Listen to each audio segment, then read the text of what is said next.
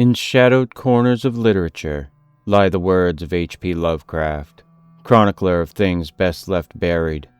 From ancient tomes and crumbling journals, his tales speak of cosmic dread, inhuman gods, and the frailty of the human mind. Welcome to AI Lovecraft, the originals, a descent into the abyss through the voice of the master himself.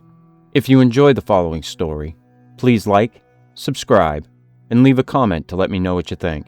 Now let's get into today's story. The Whisperer in Darkness by H.P. Lovecraft. Chapter 1. Bear in mind closely that I did not see any actual visual horror at the end. To say that a mental shock was the cause of what I inferred, that last straw which sent me racing out of the lonely Akeley farmhouse and through the wild domed hills of Vermont in a commandeered motor at night, is to ignore the plainest facts of my final experience. Notwithstanding the deep extent to which I shared the information and speculations of Henry Akeley, the things I saw and heard, and the admitted vividness of the impression produced on me by these things, I cannot prove even now whether I was right or wrong in my hideous inference. For after all, Akeley's disappearance establishes nothing. People found nothing amiss in his house despite the bullet marks on the outside and inside. It was just as though he had walked out casually for a ramble in the hills and failed to return. There was not even a sign that a guest had been there, or that those horrible cylinders and machines had been stored in the study. That he had mortally feared the crowded green hills, an endless trickle of brooks among which he had been born and reared, means nothing at all either, for thousands are subject to just such morbid fears. Eccentricity, moreover, could easily account for his strange acts and apprehension toward the last. The whole matter began, so far as I am concerned, with the historic and unprecedented Vermont floods of November 3rd, 1927. I was then, as now, an instructor of literature at Miskatonic University in Arkham, Massachusetts, and an enthusiastic amateur student of New England folklore.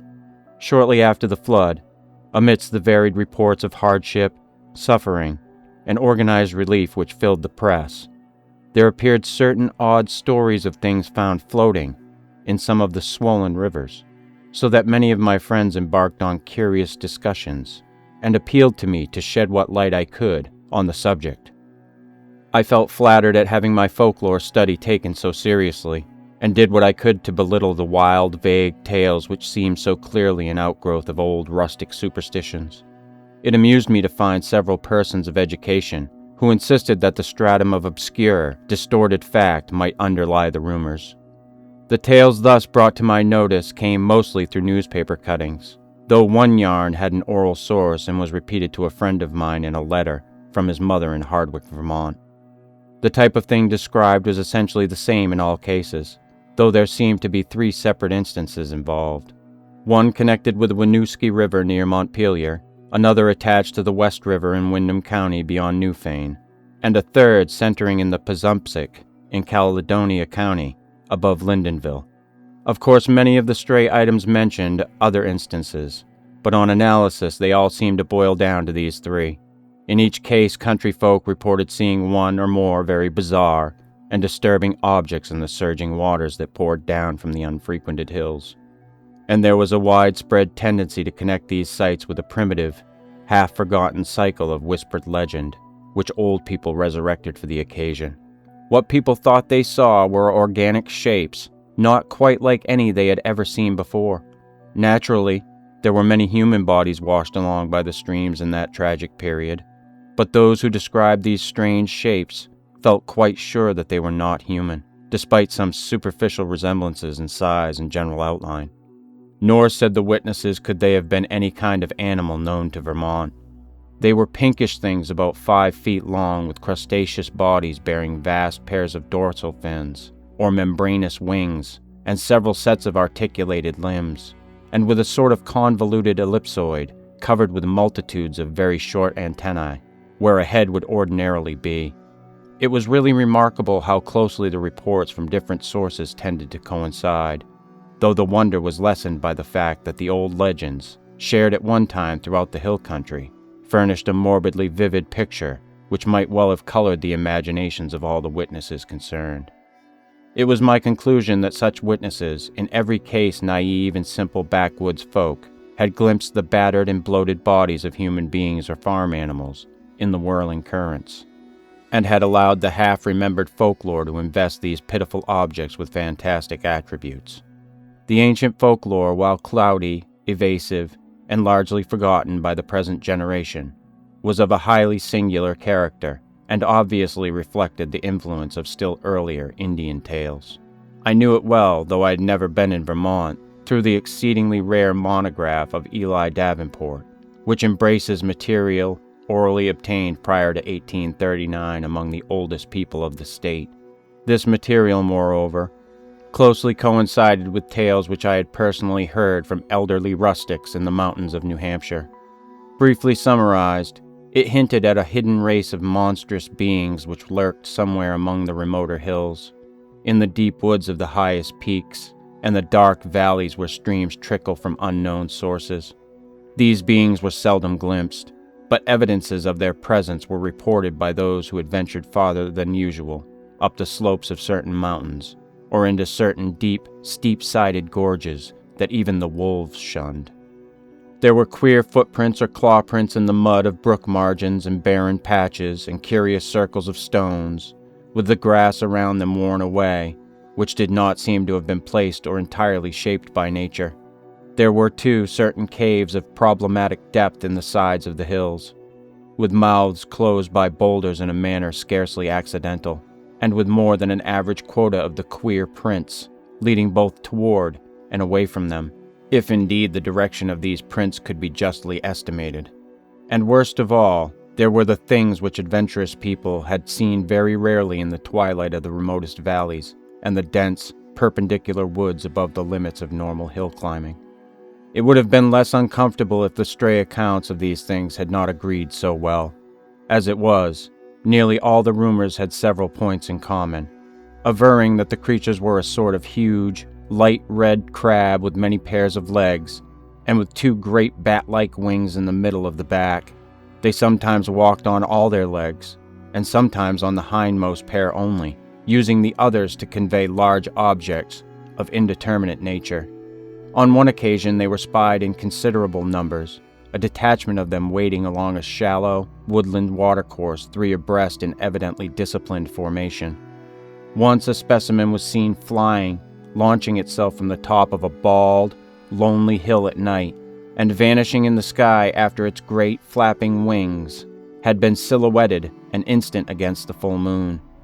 These things seemed content, on the whole, to let mankind alone, though they were at times held responsible for the disappearance of venturesome individuals, especially persons who built houses too close to certain valleys, or too high up on certain mountains.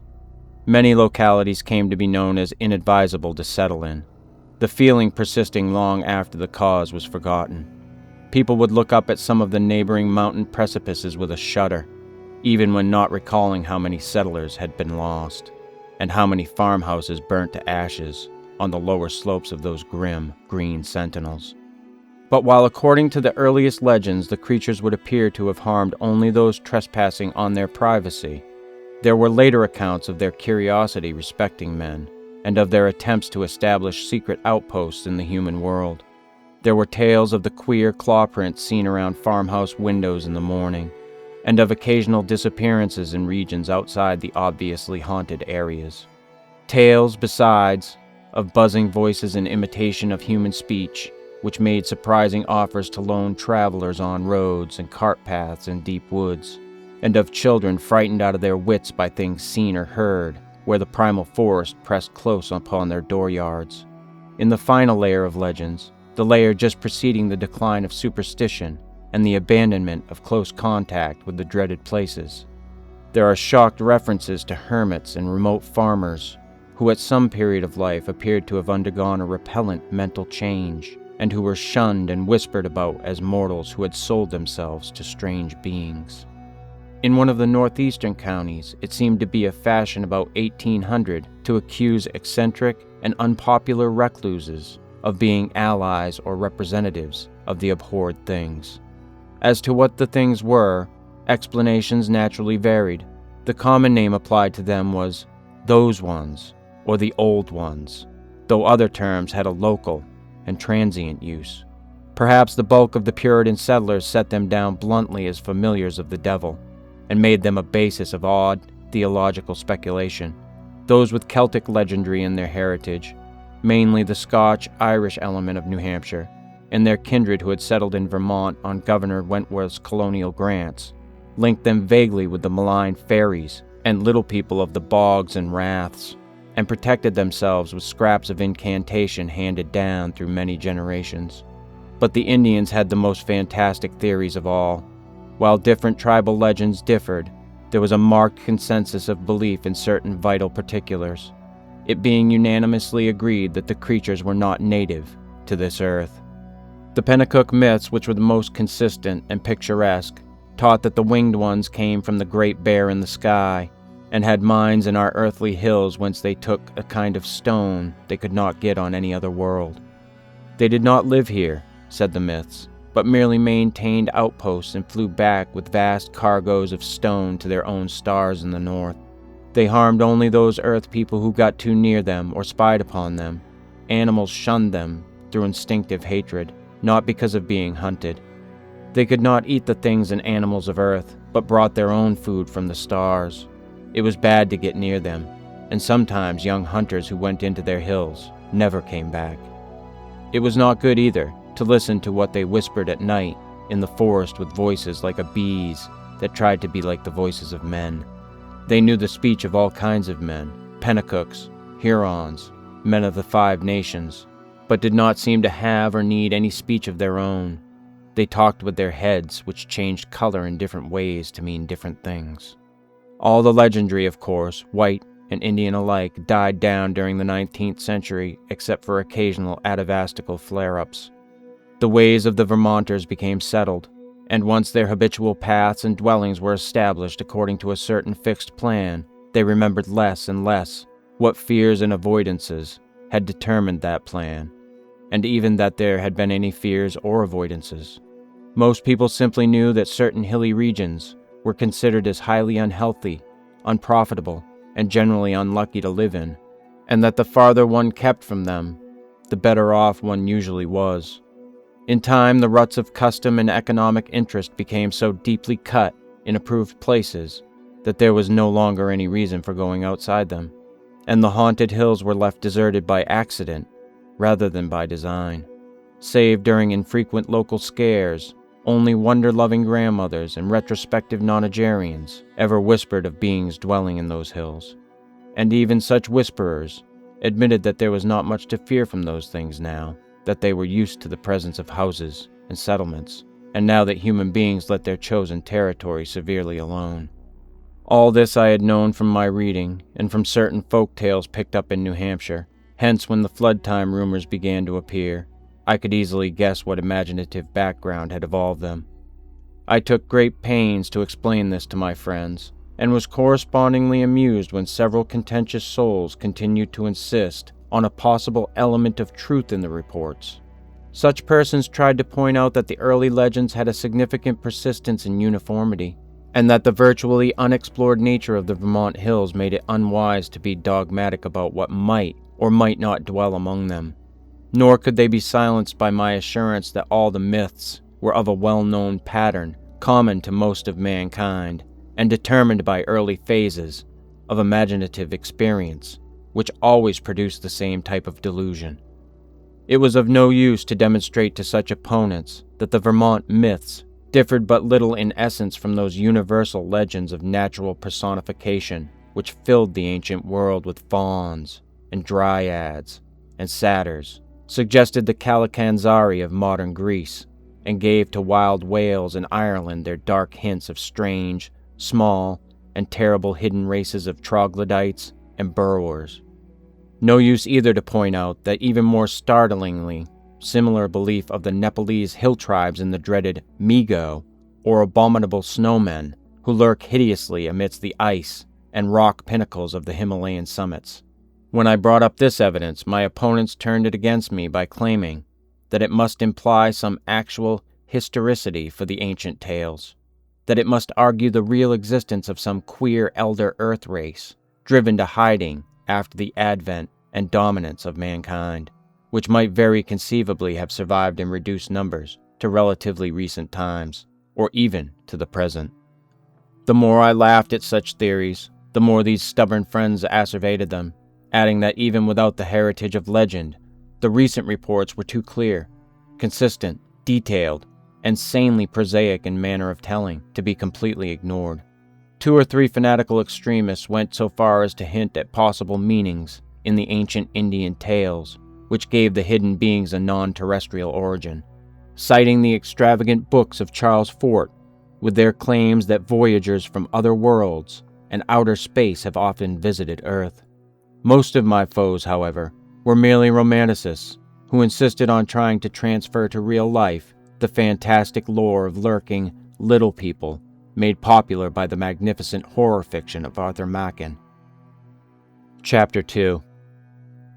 As was only natural under the circumstances, this piquant debating finally got into print in the form of letters to the Arkham Advertiser, some of which were copied in the press of those Vermont regions whence the flood stories came. The Rutland Herald gave half a page of extracts from the letters on both sides, while the Brattleboro Reformer reprinted one of my long historical and mythological summaries in full, with some accompanying comments in the Pendrifter's thoughtful column, which supported and applauded my skeptical conclusions. By the spring of 1928, I was almost a well-known figure in Vermont, notwithstanding the fact that I had never set foot in the state. Then came the challenging letters from Henry Akeley, which impressed me so profoundly, and which took me for the first and last time to that fascinating realm of crowded green precipices and muttering forest streams. Most of what I now know of Henry Wentworth Akeley was gathered by correspondence with his neighbors and with his only son in California after my experience in his lonely farmhouse. He was, I discovered, the last representative on his home soil of a long, locally distinguished line of jurists, administrators, and gentlemen agriculturists. In him, however, the family mentally had veered away from practical affairs to pure scholarship, so that he had been a notable student of mathematics, astronomy, biology, anthropology, and folklore at the University of Vermont. I had never previously heard of him, and he did not give many autobiographical details in his communications, but from the first I saw he was a man of character, education, and intelligence, albeit a recluse with very little worldly sophistication. Despite the incredible nature of what he claimed, I could not help at once taking Akeley more seriously than I had taken any other challengers of my views. For one thing, he was really close to the actual phenomena, visible and tangible, that he speculated so grotesquely about, and for another thing, he was amazingly willing to leave his conclusions in a tentative state like a true man of science.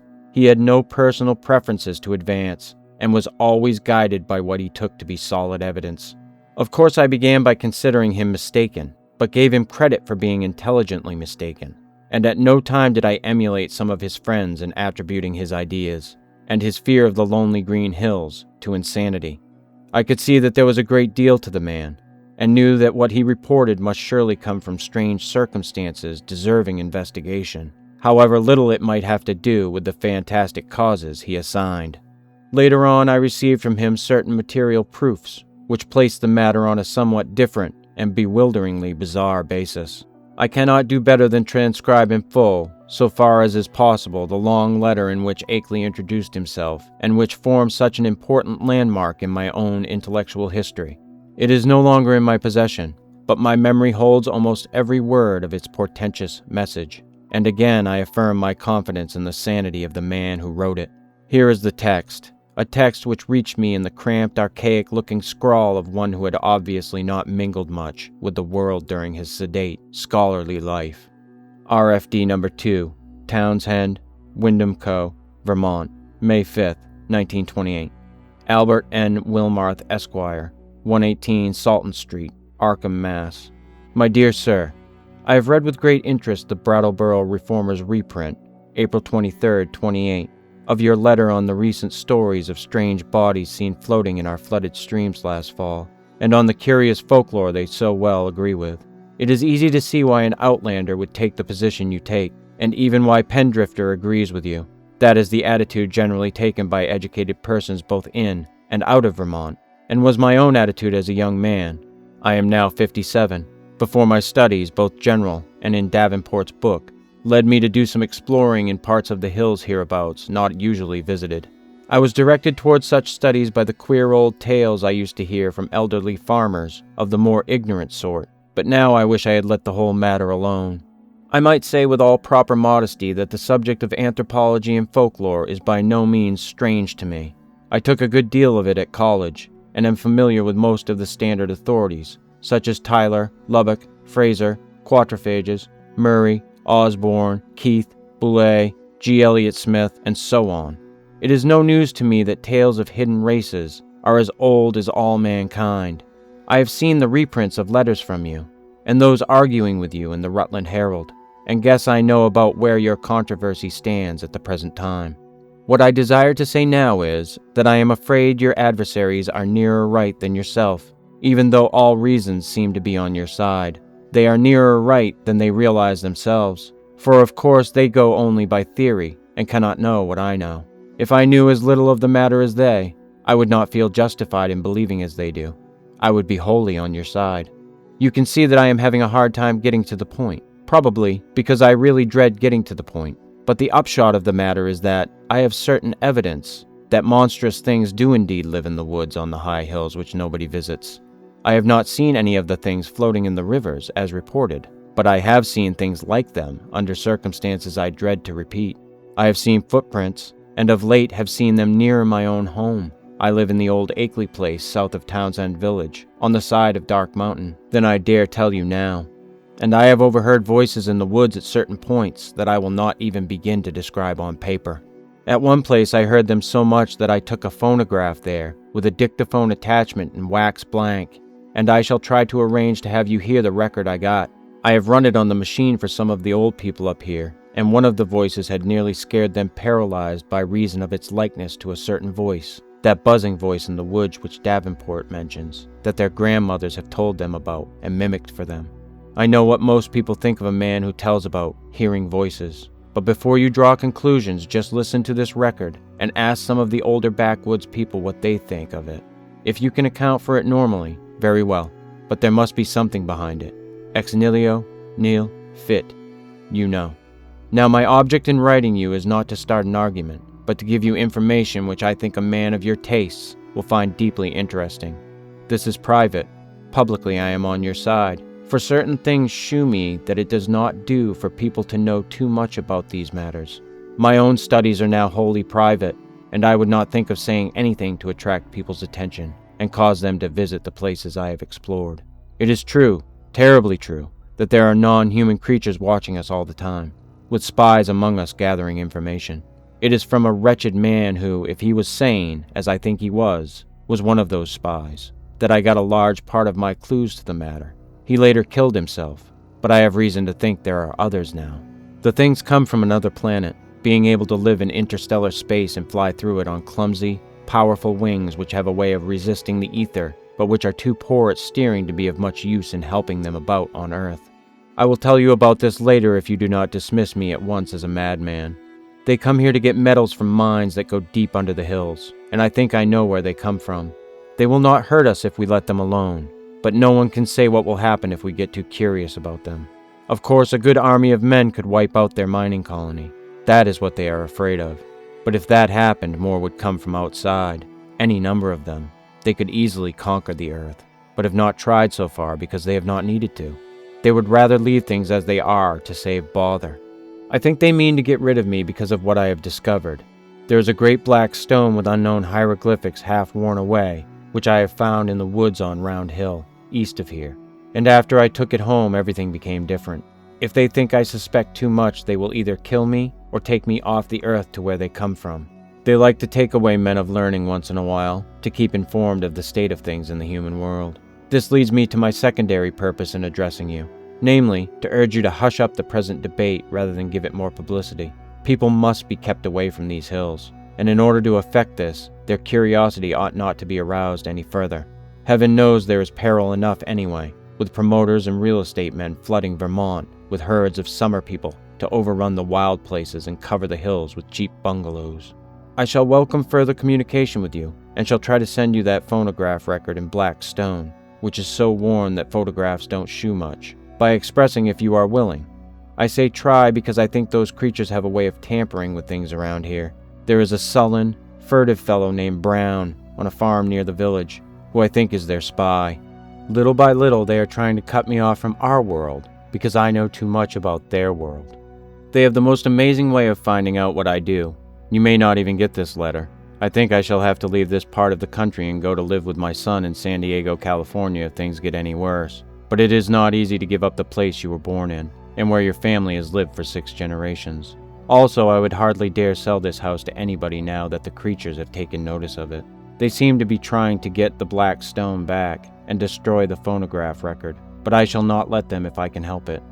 My great police dogs always hold them back, for there are very few here as yet, and they are clumsy in getting about. As I have said, their wings are not much use for short flights on Earth. I am on the very brink of deciphering that stone, in a very terrible way, and with your knowledge of folklore, you may be able to supply missing links enough to help me. I suppose you know all about the fearful myths antedating the coming of man to Earth, the Yog-Sothoth and Cthulhu cycles, which are hinted at in the Necronomicon. I had access to a copy of that once, and hear that you have one in your college library under lock and key. To conclude, Mr. Wilmarth, I think that with our respective studies, we can be very useful to each other.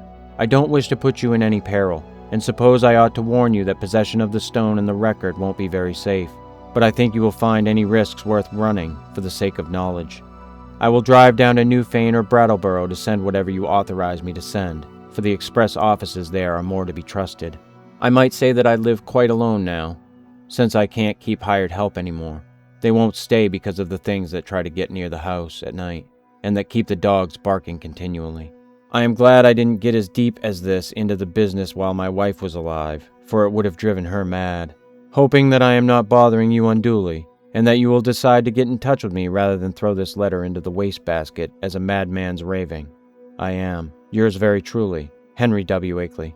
P.S. I am making some extra prints of certain photographs taken by me, which I think will help to prove a number of the points I have touched on. The old people think they are monstrously true. I shall send you these very soon if you are interested. H.W.A. It would be difficult to describe my sentiments upon reading this strange document for the first time. By all ordinary rules, I ought to have laughed more loudly at these extravagances than at the far milder theories which had previously moved me to mirth. Yet something in the tone of the letter made me take it with paradoxical seriousness.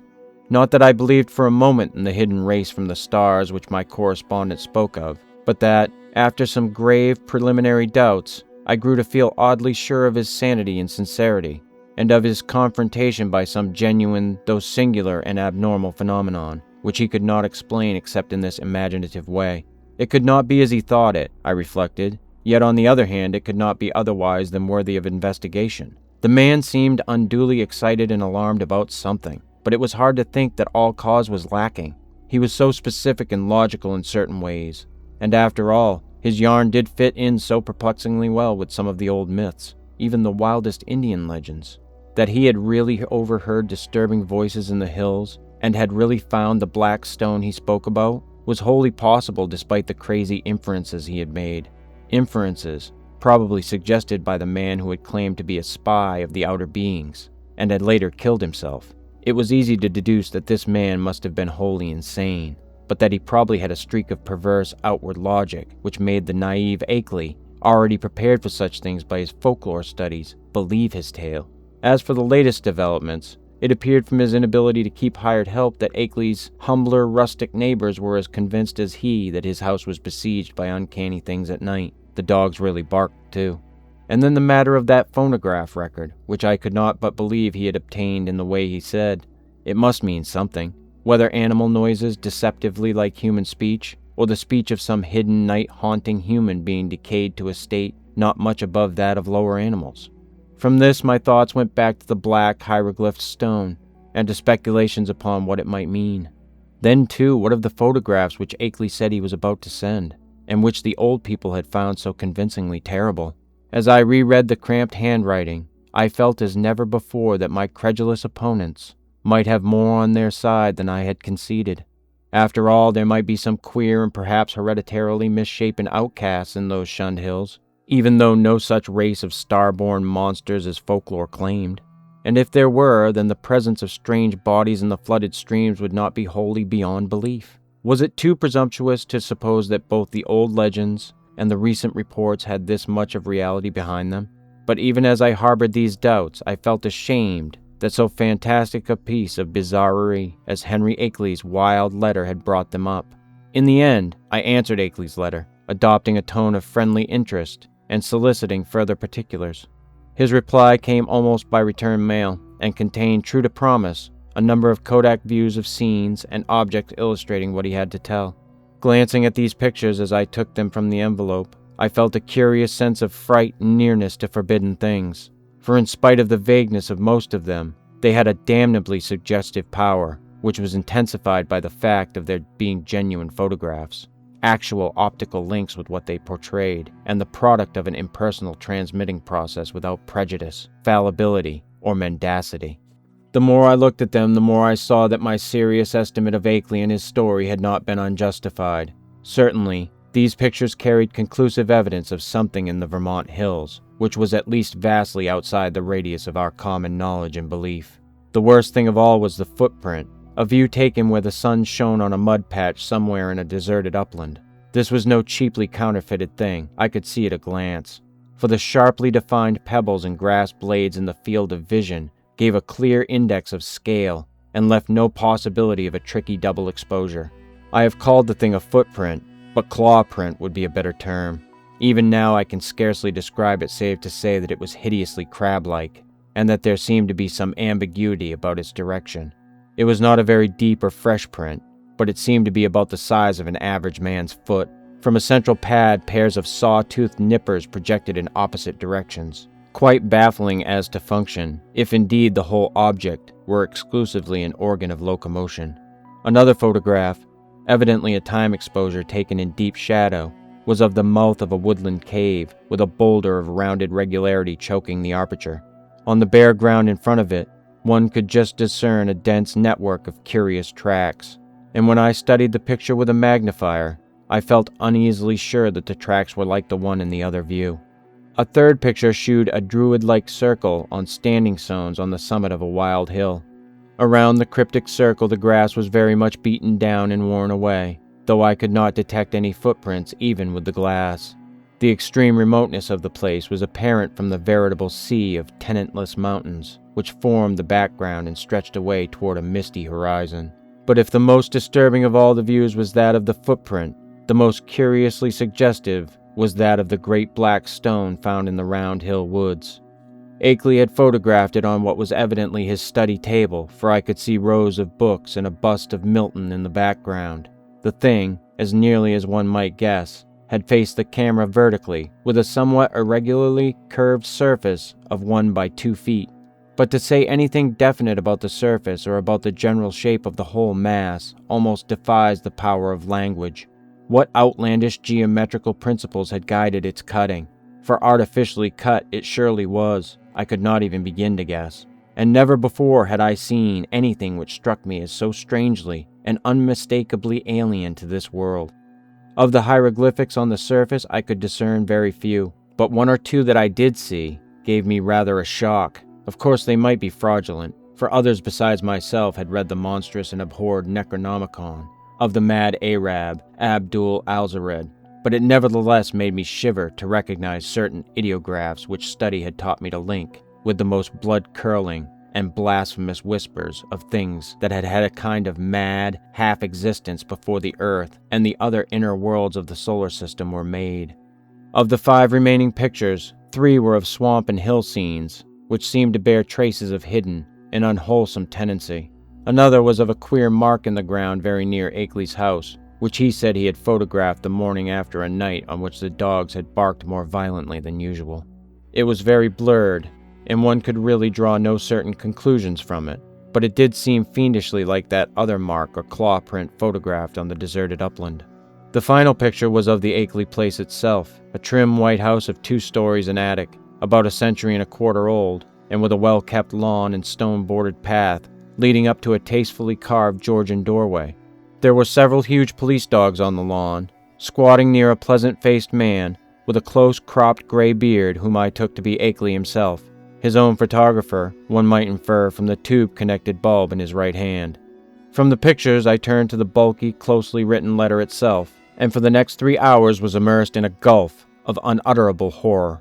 Where Akeley had given only outlines before, he now entered into minute details, presenting long transcripts of words overheard in the woods at night, long accounts of monstrous, pinkish forms spied in thickets at twilight on the hills, and a terrible cosmic narrative derived from the application of profound and varied scholarship to the endless bygone discourses of the mad self-styled spy who had killed himself.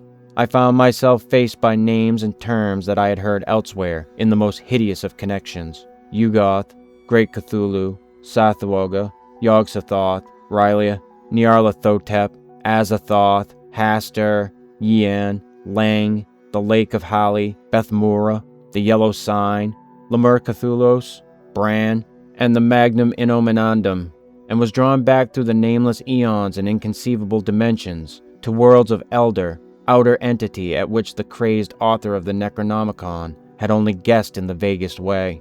I was told of the pits of primal life and of the streams that had trickled down therefrom, and finally, of the tiny rivulet from one of those streams which had become entangled with the destinies of our own earth. My brain whirled, and where before I had attempted to explain things away, I now began to believe in the most abnormal and incredible wonders. The array of vital evidence was damnably vast and overwhelming, and the cool, scientific attitude of Akeley, an attitude removed as far as imaginable from the demented, the fanatical, the hysterical, or even the extravagantly speculative, had a tremendous effect on my thought and judgment. By the time I laid the frightful letter aside, I could understand the fears he had come to entertain, and was ready to do anything in my power to keep people away from those wild, haunted hills. Even now, when time has dulled the impression, and made me half question my own experience and horrible doubts, there are things in that letter of Akeley's which I would not quote, or even form into words on paper. I am almost glad that the letter and record of photographs are gone now, and I wish, for reasons I shall soon make clear, that the new planet beyond Neptune had not been discovered. With the reading of that letter, my public debating about the Vermont horror permanently ended. Arguments from opponents remained unanswered or put off with promises, and eventually the controversy petered out into oblivion. During late May and June, I was in constant correspondence with Akeley, though once in a while a letter would be lost, so that we would have to retrace our ground and perform considerable laborious copying.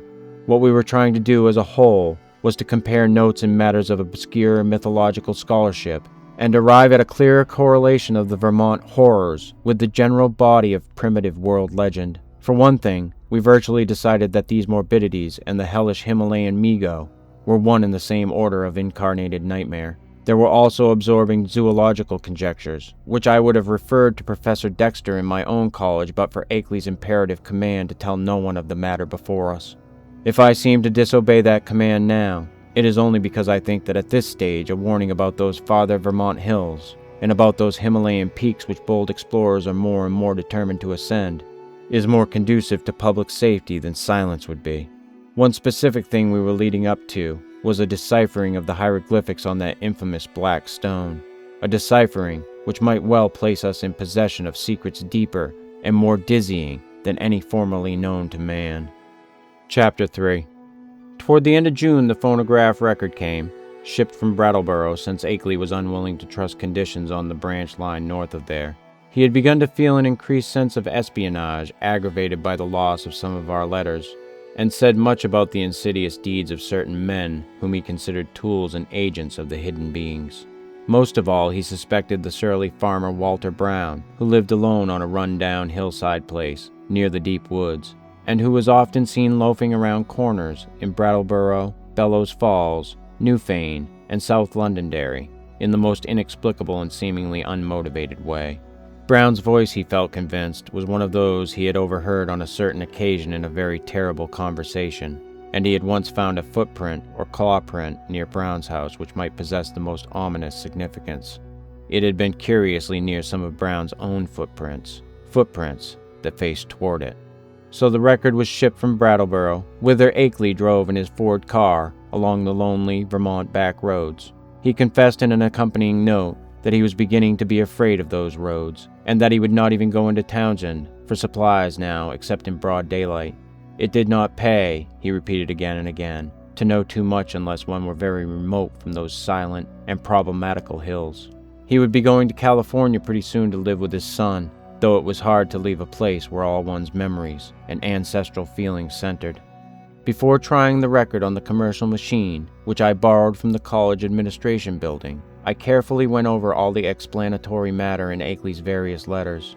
This record, he had said, was obtained about 1 a.m. on the 1st of May 1915, near the closed mouth of a cave where the wooded west slope of Dark Mountain rises out of Lee's swamp. The place had always been unusually plagued with strange voices, this being the reason he had brought the phonograph, dictaphone, and blank in expectation of results. Former experience had told him that May Eve, the hideous Sabbath night of underground European legend, would probably be more fruitful than any other date, and he was not disappointed. It was noteworthy, though, that he never again heard voices at that particular spot. Unlike most of the overheard forest voices, the substance of the record was quasi-ritualistic and included one palpably human voice, which Akeley had never been able to place. It was not Brown's, but seemed to be that of a man of greater cultivation. The second voice, however, was the real crux of the thing, for this was the accursed buzzing, which had no likeness to humanity despite the human words which it uttered in good English grammar and a scholarly accent.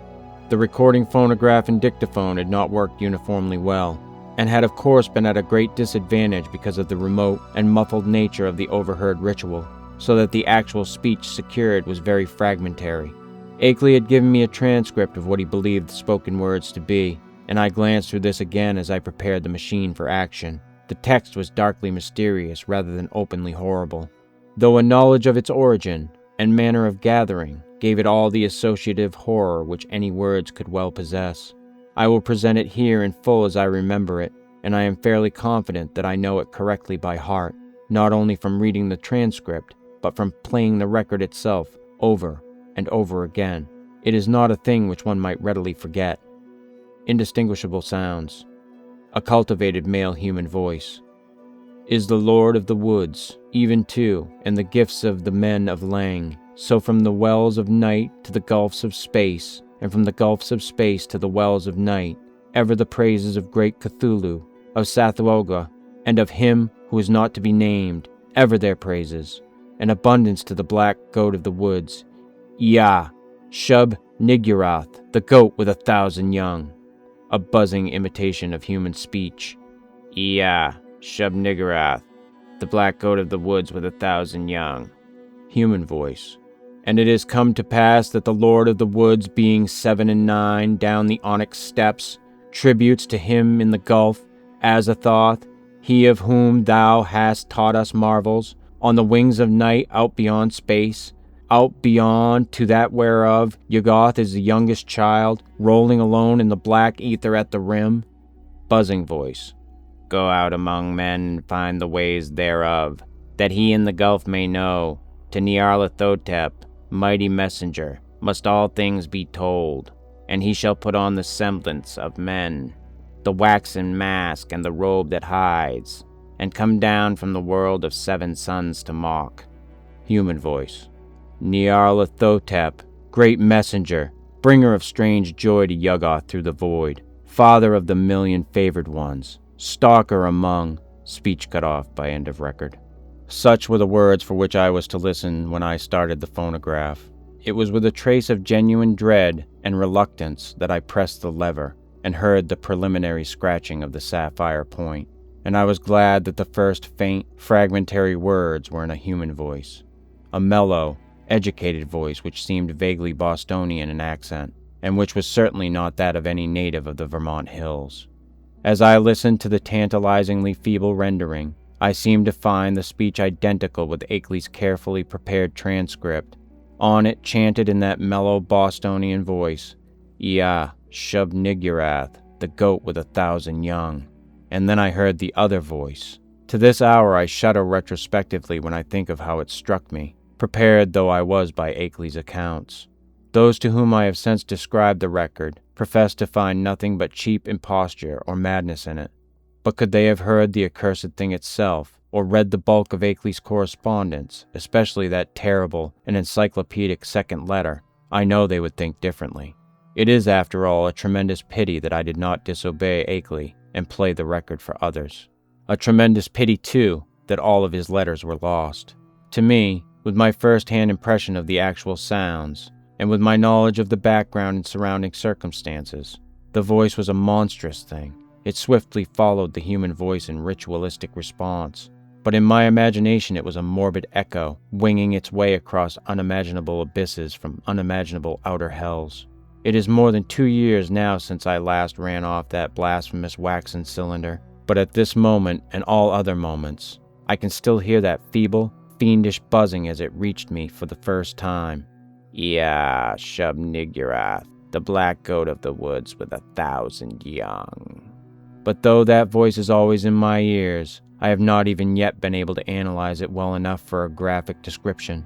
It was like the drone of some loathsome, gigantic insect ponderously shaped into the articulate speech of an alien species, and I am perfectly certain that the organs producing it can have no resemblance to the vocal organs of man, or indeed to those of any of the mammalia. There were singularities in timbre, range, and overtones which placed this phenomenon wholly outside the sphere of humanity and earth life. Its sudden advent the first time almost stunned me, and I heard the rest of the record through in a sort of abstracted daze. When the longer passage of buzzing came, there was a sharp intensification of that feeling of blasphemous infinity which had struck me during the shorter and earlier passage. At last, the record ended abruptly, during an unusually clear speech of the human and Bostonian voice. But I sat stupidly, staring long after the machine had automatically stopped. I hardly need say that I gave the shocking record many another playing, and that I made exhaustive attempts at analysis and comment in comparing notes with Akeley. It would be both useless and disturbing to repeat here all that we concluded, but I may hint that we agreed in believing we had secured a clue to the source of some of the most repulsive primordial customs in the cryptic elder religions of mankind. It seemed plain to us also that there were ancient and elaborate alliances between the hidden outer creatures and certain members of the human race. How extensive these alliances were, and how their state today might compare with their state in earlier ages, we had no means of guessing. Yet at best there was room for a limitless amount of horrified speculation. There seemed to be an awful, immemorial linkage in several definite stages betwixt man and nameless infinity. The blasphemies which appeared on Earth, it was hinted, came from the dark planet Yuggoth at the rim of the solar system. But this was itself merely the populous outpost of a frightful interstellar race, whose ultimate source must lie far outside even the Einsteinian space-time continuum, or greatest known cosmos. Meanwhile, we continued to discuss the Black Stone and the best way of getting it to Arkham, Akeley deeming it inadvisable to have me visit him at the scene of his nightmare studies. For some reason or other, Akeley was afraid to trust the thing to any ordinary or expected transportation route. His final idea was to take it across county to Bellows Falls and ship it on the Boston and Maine system through Keene and Winchendon and Fitchburg, even though this would necessitate his driving along somewhat lonelier and more forest-traversing hill roads than the main highway to Brattleboro. He said he had noticed a man around the express office at Brattleboro when he had sent the phonograph record, whose actions and expression had been far from reassuring. This man had seemed too anxious to talk with the clerks, and had taken the train on which the record was shipped. Akeley confessed that he had not felt strictly at ease about that record until he heard from me of its safe receipt. About this time, the second week in July, another letter of mine went astray, as I learned through an anxious communication from Akeley. After that, he told me to address him no more at Townsend, but to send all mail in care of the general delivery at Brattleboro, whither he would make frequent trips either in his car or on the motor coach line which had lately replaced passenger service on the lagging branch railway. I could see that he was getting more and more anxious, for he went into much detail about the increased barking of the dogs on moonless nights, and about the fresh claw prints he sometimes found in the road and in the mud at the back of his farmyard when morning came. Once he told me about a veritable army of prints drawn up in a line facing an equally thick and resolute line of dog tracks, and sent a loathsomely disturbing Kodak picture to prove it. That was after a night on which the dogs had outdone themselves in barking and howling. On the morning of Wednesday, July 18th, I received a telegram from Bellows Falls, in which Akeley said he was expressing the Black Stone over the B&M on train number 5508, leaving Bellows Falls at 12:15 p.m. Standard Time, and due at the North Station in Boston at 4:12 p.m. It ought, I calculated, to get up to Arkham at least by the next noon, and accordingly, I stayed in all Thursday morning to receive it. But noon came and went without its advent, and when I telephoned down to the express office, I was informed that no shipment for me had arrived. My next act, performed amidst a growing alarm, was to give a long-distance call to the express agent at the Boston North Station, and I was scarcely surprised to learn that my consignment had not appeared. Train number 5508 had pulled in only 35 minutes late on the day before, but had contained no box addressed to me. The agent promised, however, to institute a searching inquiry, and I ended the day by sending Akeley a night letter outlining the situation. With commendable promptness, a report came from the Boston office on the following afternoon, the agent telephoning as soon as he learned the facts. It seemed that the railway express clerk on number 5508 had been able to recall an incident which might have much bearing on my loss, an argument with a very curious-voiced man, lean, sandy, and rustic-looking, when the train was waiting at Keene, New Hampshire, shortly after 1 o'clock Standard Time. The man, he said, was greatly excited about a heavy box which he claimed to expect, but which was neither on the train nor entered on the company's books. He had given the name of Stanley Adams, and had such a queerly thick droning voice that it made the clerk abnormally dizzy and sleepy to listen to him. The clerk could not remember quite how the conversation had ended, but recalled starting into fuller awakeness when the train began to move. The Boston agent added that this clerk was a young man of wholly unquestioned veracity and reliability, of known antecedents and long with the company. That evening I went to Boston to interview the clerk in person, having obtained his name and address from the office. He was a frank, prepossessing fellow, but I saw that he could add nothing to his original account. Oddly, he was scarcely sure that he could even recognize the strange inquirer again. Realizing that he had no more to tell, I returned to Arkham and sat up till morning writing letters to Akeley, to the express company, and to the police department and station agent in Keene. I felt that the strange-voiced man who had so queerly affected the clerk must have a pivotal place in the ominous business, and hoped that Keene station employees and telegraph office records might tell something about him and about how he happened to make his inquiry, when and where he did. I must admit, however, that all my investigations came to nothing. The queer-voiced man had indeed been noticed around the Keene station in early afternoon of July 18th, and one lounger seemed to couple him vaguely with a heavy box, but he was altogether unknown, and had not been seen before or since. He had not visited the telegraph office, or received any message so far as could be learned, nor had any message which might justly be considered a notice of the Blackstone's presence on number 5508 come through the office for anyone. Naturally, Akeley joined with me in conducting these inquiries, and even made a personal trip to Keene to question the people around the station, but his attitude toward the matter was more fatalistic than mine. He seemed to find the loss of the box a portentous and menacing fulfillment of inevitable tendencies, and had no real hope at all of its recovery. He spoke of the undoubted telepathic and hypnotic powers of the hill creatures and their agents, and in one letter hinted that he did not believe the stone was on this earth any longer. For my part, I was duly enraged, for I had felt there was at least a chance of learning profound and astonishing things from the old blurred hieroglyphs. The matter would have rankled bitterly in my mind had not Akeley's immediate subsequent letters brought up a new phase of the whole horrible hill problem, which at once seized all my attention. Chapter 4. The unknown things Akeley wrote in a script grown pitifully tremulous had begun to close in on him with a wholly new degree of determination. The nocturnal barkings of the dogs whenever the moon was dim or absent was hideous now, and there had been attempts to molest him on the lonely roads he had to traverse by day. On the 2nd of August, while bound for the village in his car, he had found a tree trunk laid in his path at a point where the highway ran through a deep patch of woods, while the savage barking of the 2 great dogs he had with him told all too well of the things which must have been lurking near. What would have happened had the dogs not been there, he did not dare guess, but he never went out now without at least 2 of his faithful and powerful pack. Other road experiences had occurred on August 5th and 6th, a shot grazing his car on one occasion, and the barking of the dogs telling of unholy woodland presences on the other. On August 15th I received a frantic letter, which disturbed me greatly, and which made me wish Akeley could put aside his lonely reticence and call in the aid of the law.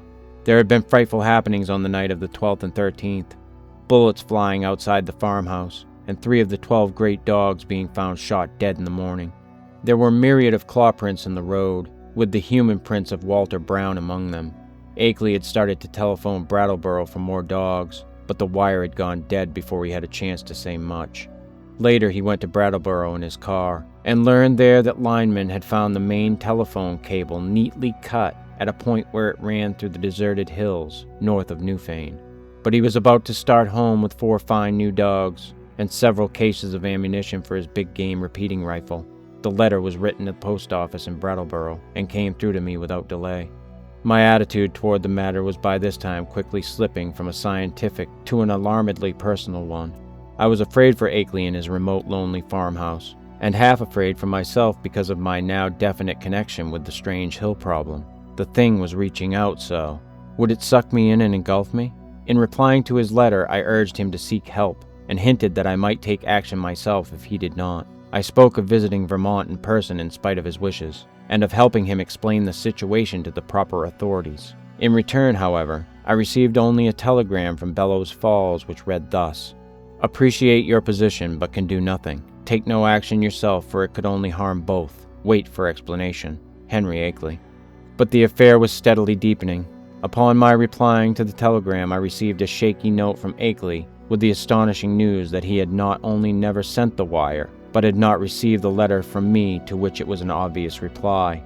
Hasty inquiries by him at Bellows Falls had brought out that the message was deposited by a strange, sandy-haired man with a curiously thick, droning voice, though more than this he could not learn. The clerk shewed him the original text as scrawled in pencil by the sender, but the handwriting was wholly unfamiliar. It was noticeable that the signature was misspelled, Akeley, without the second E. Certain conjectures were inevitable, but amidst the obvious crisis he did not stop to elaborate upon them. He spoke of the death of more dogs, and the purchase of still others, and of the exchange of gunfire which had become a settled feature each moonless night. Brown's prints, and the prints of at least 1 or 2 more shod human figures, were now found regularly among the claw prints in the road, and at the back of the farmyard. It was, Akeley admitted, a pretty bad business, and before long he would probably have to go to live with his California son, whether or not he could sell the old place. But it was not easy to leave the only spot one could really think of as home. He must try to hang on a little longer. Perhaps he could scare off the intruders, especially if he openly gave up all further attempts to penetrate their secrets. Writing Akeley at once, I renewed my offers of aid, and spoke again of visiting him, and helping him convince the authorities of his dire peril. In his reply, he seemed less set against the plan than his past attitude would have led one to predict, but said he would like to hold off a little while longer, long enough to get his things in order and reconcile himself to the idea of leaving an almost morbidly cherished birthplace. People looked askance at his studies and speculations, and it would be better to get quietly off without setting the countryside in a turmoil and creating widespread doubts of his own sanity. He had had enough, he admitted, but he wanted to make a dignified exit if he could. This letter reached me on the 28th of August, and I prepared and mailed as encouraging a reply as I could. Apparently, the encouragement had effect, for Akeley had fewer terrors to report when he acknowledged my note. He was not very optimistic, though, and expressed the belief that it was only the full moon season which was holding the creatures off. He hoped there would not be many densely cloudy nights, and talked vaguely of boarding in Brattleboro when the moon waned. Again I wrote him encouragingly, but on September 5th there came a fresh communication, which had obviously crossed my letter in the mails, and to this I could not give any such hopeful response. In view of its importance, I believe I had better give it in full, as best I can do from memory of the shaky script. It ran substantially as follows: Monday, Dear Wilmarth, a rather discouraging P.S. to my last. Last night was thickly cloudy, though no rain, and not a bit of moonlight got through. Things were pretty bad, and I think the end is getting near, in spite of all we have hoped. After midnight something landed on the roof of the house, and the dogs all rushed up to see what it was. I could hear them snapping and tearing around, and then one managed to get on the roof by jumping from the low L. There was a terrible fight up there, and I heard a frightful buzzing which I'll never forget, and then there was a shocking smell. About the same time bullets came through the window and nearly grazed me. I think the main line of the hill creatures had got close to the house when the dogs divided because of the roof business. What was up there I don't know yet, but I'm afraid the creatures are learning to steer better with their space wings. I put out the light and used the windows for loopholes, and raked all around the house with rifle fire aimed just high enough not to hit the dogs. That seemed to end the business. But in morning I found great pools of blood in the yard, beside pools of a green, sticky stuff that had the worst odor I have ever smelled. I climbed up on the roof and found more of the sticky stuff there. 5 of the dogs were killed. I'm afraid I hit one by aiming too low, for he was shot in the back. Now I am setting the panes the shots broke, and am going to Brattleboro for more dogs. I guess the men at the kennels think I am crazy. We'll drop another note later. Suppose I'll be ready for moving in a week or 2, though it nearly kills me to think of it. Hastily, Akeley. But this was not the only letter from Akeley to cross mine. On the next morning, September 6th, still another came. This time a frantic scrawl, which utterly unnerved me and put me at a loss what to say or do next. Again, I cannot do better than quote the text as faithfully as memory will let me. Tuesday. Clouds didn't break, so no moon again, and going into the wane anyhow. I'd have the house wired for electricity and put in a searchlight if I didn't know they'd cut the cables as fast as they could be mended. I think I am going crazy. It may be that all I have ever written to you is a dream or madness. It was bad enough before, but this time it is too much. They talked to me last night. Talked in that cursed buzzing voice and told me things that I dare not repeat to you. I heard them plainly over the barking of the dogs, and once when they were drowned out, a human voice helped them. Keep out of this, Wilmarth. It is worse than either you or I ever suspected. They don't mean to let me get to California now. They want to take me off alive, or what theoretically and mentally amounts to alive. Not only to Yuggoth, but beyond that, away outside the galaxy, and possibly beyond the last curved rim of space. I told them I wouldn't go where they wish, or in the terrible way they propose to take me, but I'm afraid it will be no use. My place is so far out that they may come by day as well as by night before long. 6 more dogs killed, and I felt presences all along the wooded parts of the road when I drove to Brattleboro today. It was a mistake for me to try to send you that phonograph record in black stone. Better smash the record before it's too late. We'll drop you another line tomorrow if I'm still here. Wish I could arrange to get my books and things to Brattleboro and board there. I would run off without anything if I could, but something inside my mind holds me back. I can slip out to Brattleboro, where I ought to be safe, but I feel just as much a prisoner there as at the house, and I seem to know that I couldn't get much farther even if I dropped everything and tried. It is horrible. Don't get mixed up in this. Yours, Akeley. I did not sleep at all the night after receiving this terrible thing, and was utterly baffled as to Akeley's remaining degree of sanity. The substance of the note was wholly insane, yet the manner of expression, in view of all that had gone before, had a grimly potent quality of convincingness. I made no attempt to answer it, thinking it better to wait until Akeley might have time to reply to my latest communication. Such a reply indeed came on the following day, though the fresh material in it quite overshadowed any of the points brought up by the letter it nominally answered. Here is what I recall of the text, scrawled and blotted as it was in the course of a plainly frantic and hurried composition. Wednesday, W. Your letter came, but it's no use to discuss anything anymore. I am fully resigned. Wonder that I have even enough willpower left to fight them off. Can't escape even if I were willing to give up everything and run. They'll get me. Had a letter from them yesterday. RFD man brought it while I was at Brattleboro. Typed and postmarked Bellows Falls. Tells what they want to do with me. I can't repeat it. Look out for yourself, too. Smash that record. Cloudy nights keep up and moon waning all the time. Wish I dared to get help. It might brace up my willpower. But everyone who would dare to come at all would call me crazy unless there happened to be some proof. Couldn't ask people to come for no reason at all. Am all out of touch with everybody and have been for years. But I haven't told you the worst, Wilmarth. Brace up to read this, for it will give you a shock. I am telling the truth, though. It is this. I have seen and touched one of the things, or part of one of the things. God, man. But it's awful. It was dead, of course. One of the dogs had it, and I found it near the kennel this morning. I tried to save it in the woodshed to convince people of the whole thing, but it all evaporated in a few hours, nothing left. You know, all those things in the rivers were seen only on the first morning after the flood. And here's the worst. I tried to photograph it for you, but when I developed the film, there wasn't anything visible except the woodshed. What can the thing have been made of? I saw it and felt it, and they all leave footprints. It was surely made of matter, but what kind of matter? The shape can't be described.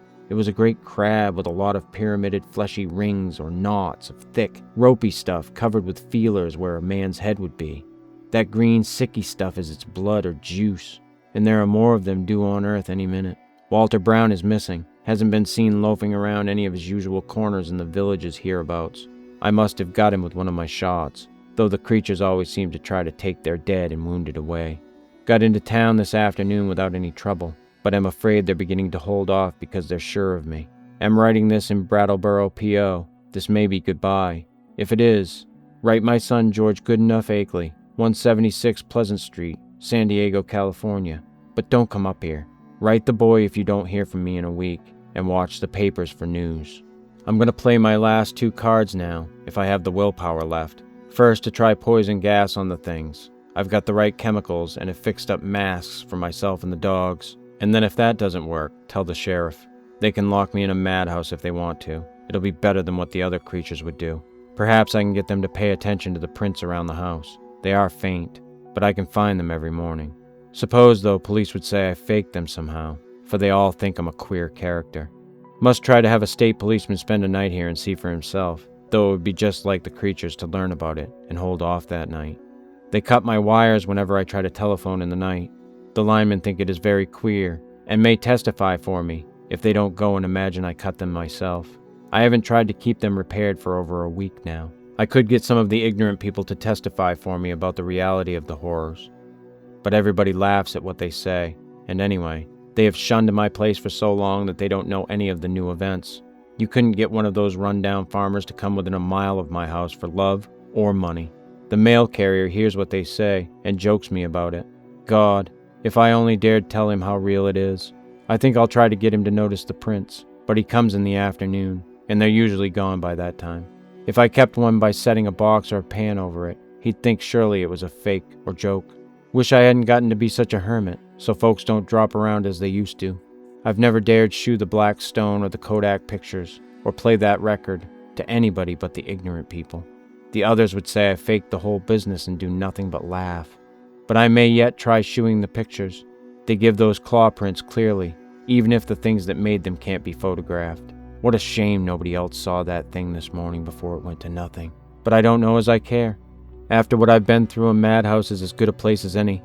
The doctors can help me make up my mind to get away from this house, and that is all that will save me. Write my son George if you don't hear soon. Goodbye. Smash that record, and don't mix up in this. Yours, Akeley. The letter frankly plunged me into the blackest of terror.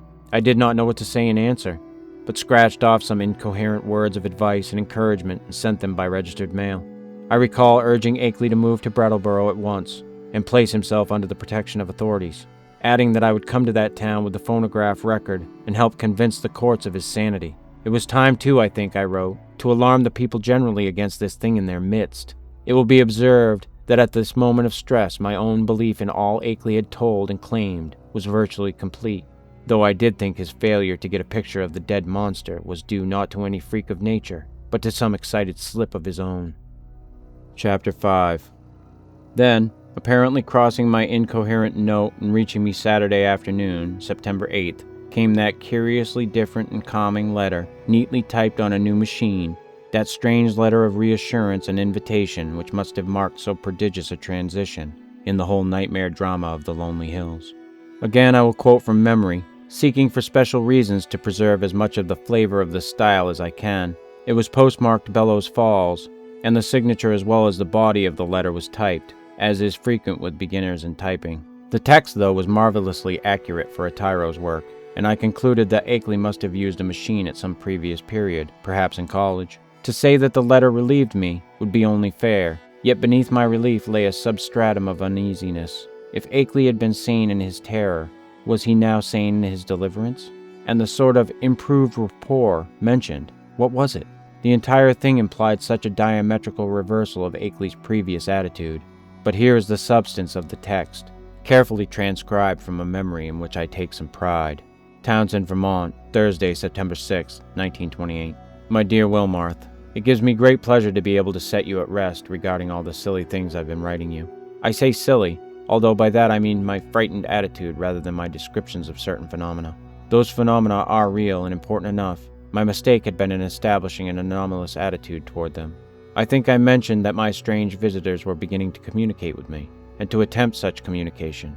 Last night, this exchange of speech became actual. In response to certain signals, I admitted to the house a messenger from those outside, a fellow human, let me hasten to say. He told me much that neither you nor I had even begun to guess, and shewed clearly how totally we had misjudged and misinterpreted the purpose of the Outer Ones in maintaining their secret colony on this planet. It seems that the evil legends about what they have offered to men and what they wish in connection with the earth are wholly the result of an ignorant misconception of allegorical speech. Speech, of course, molded by cultural backgrounds and thought habits vastly different from anything we dream of. My own conjectures, I freely own, shot as widely past the mark as any of the guesses of illiterate farmers and savage Indians. What I had thought morbid and shameful and ignominious is in reality awesome and mind-expanding and even glorious. My previous estimate being merely a phase of man's eternal tendency to hate and fear and shrink from the utterly different. Now, I regret the harm I have inflicted upon these alien and incredible beings in the course of our nightly skirmishes. If only I had consented to talk peacefully and reasonably with them in the first place. But they bear me no grudge, their emotions being organized very differently from ours. It is their misfortune to have had as their human agents in Vermont some very inferior specimens. The late Walter Brown, for example, he prejudiced me vastly against them. Actually, they have never knowingly harmed men, but have often been cruelly wronged and spied upon by our species. There is a whole secret cult of evil men. A man of your mystical erudition will understand me when I link them with Hastur and the Yellow Sign, devoted to the purpose of tracking them down and injuring them on behalf of monstrous powers from other dimensions. It is against these aggressors, not against normal humanity, that the drastic precautions of the Outer Ones are directed. Incidentally, I learned that many of our lost letters were stolen not by the Outer Ones, but by the emissaries of this malign cult. All that the Outer Ones wish of man is peace and non-molestation, and an increasing intellectual rapport. This latter is absolutely necessary now that our inventions and devices are expanding our knowledge and motions, and making it more and more impossible for the Outer Ones' necessary outposts to exist secretly on this planet. The alien beings desire to know mankind more fully, and to have a few of mankind's philosophic and scientific leaders know more about them. With such an exchange of knowledge, all perils will pass, and a satisfactory modus vivendi be established. The very idea of any attempt to enslave or degrade mankind is ridiculous.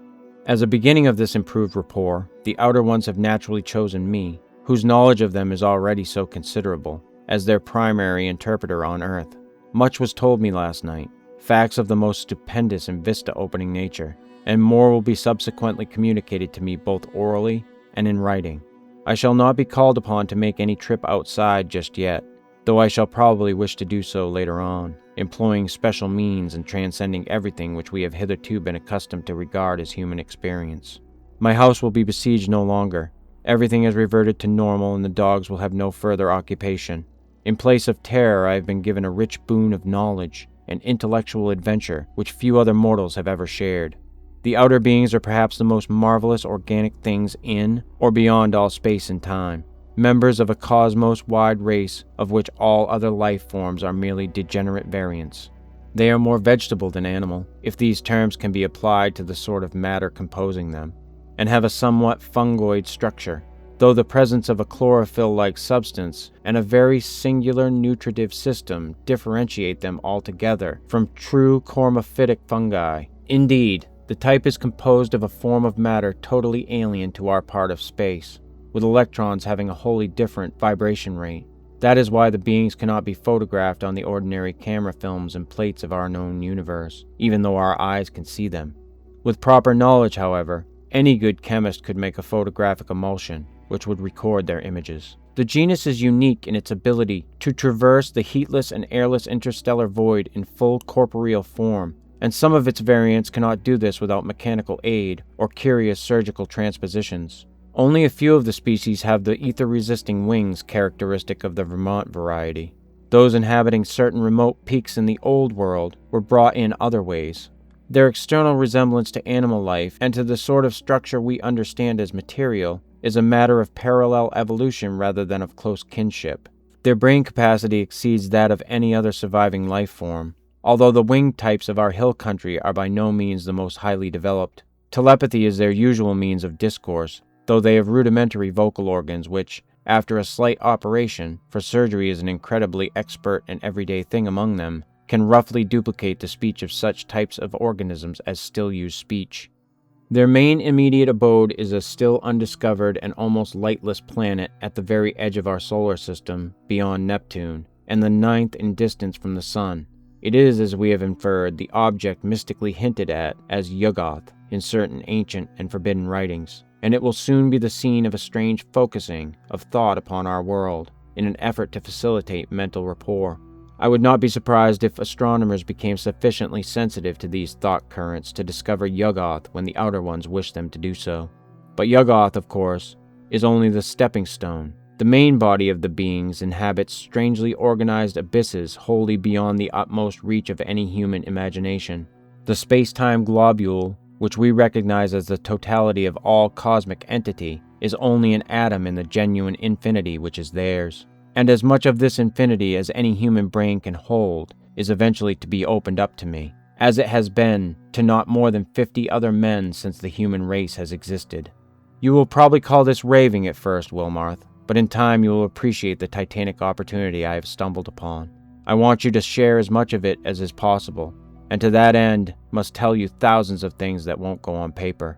In the past I have warned you not to come to see me. Now that is all safe. I take pleasure in rescinding that warning and inviting you. Can't you make a trip up here before your college term opens? It would be marvelously delightful if you could. Bring along the phonograph record and all my letters to you as consultative data. We shall need them in piecing together the whole tremendous story. You might bring the Kodak prints too, since I seem to have mislaid the negatives in my own prints in all this recent excitement. But what a wealth of facts I have to add to all this groping and tentative material. And what a stupendous device I have to supplement my additions. Don't hesitate. I am free from espionage now, and you will not meet anything unnatural or disturbing. Just come along and let my car meet you at the Brattleboro station. Prepare to stay as long as you can, and expect many an evening of discussion of things beyond all human conjecture. Don't tell anyone about it, of course, for this matter must not get to the promiscuous public. The train service to Brattleboro is not bad. You can get a timetable in Boston, take the B&M to Greenfield, and then change for a brief remainder of the way.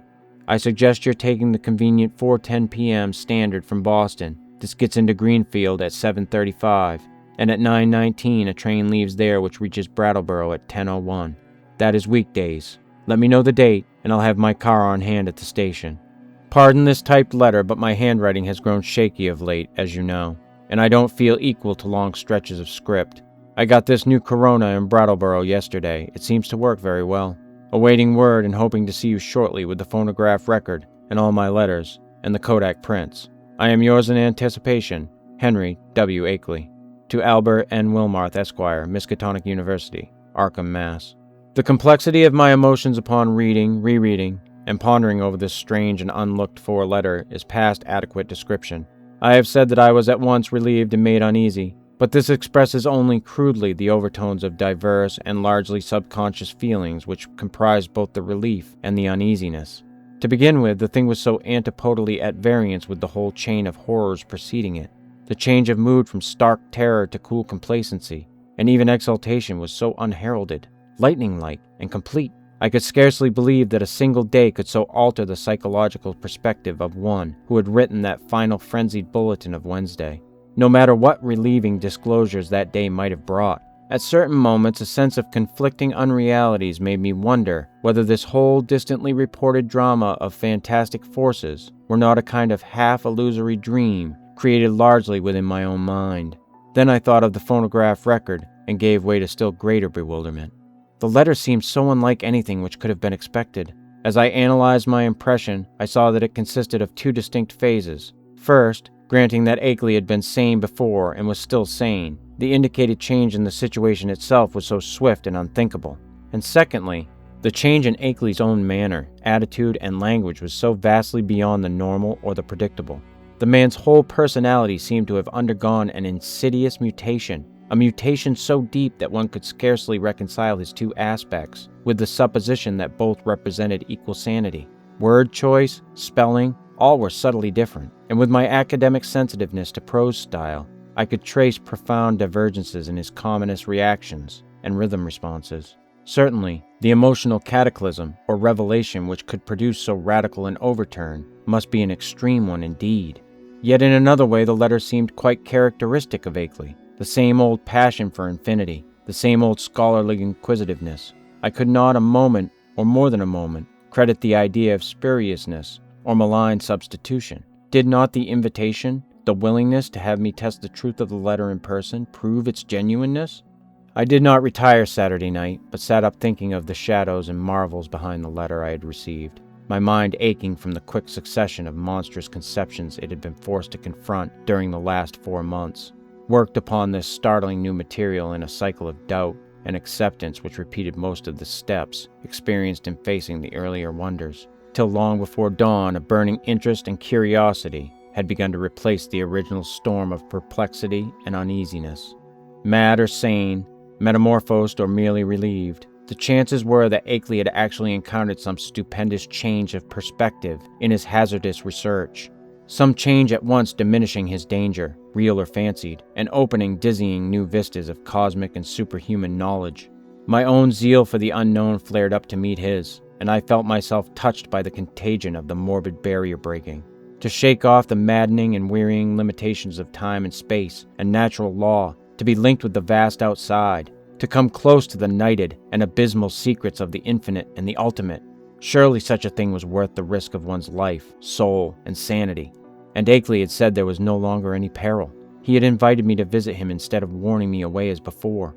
I tingled at the thought of what he might now have to tell me. There was an almost paralyzing fascination in the thought of sitting in that lonely and lately beleaguered farmhouse with a man who had talked with actual emissaries from outer space. Sitting there with the terrible record and the pile of letters in which Akeley had summarized his earlier conclusions. So late Sunday morning I telegraphed Akeley that I would meet him in Brattleboro on the following Wednesday, September 12th, if that date were convenient for him. In only one respect did I depart from his suggestions, and that concerned the choice of a train.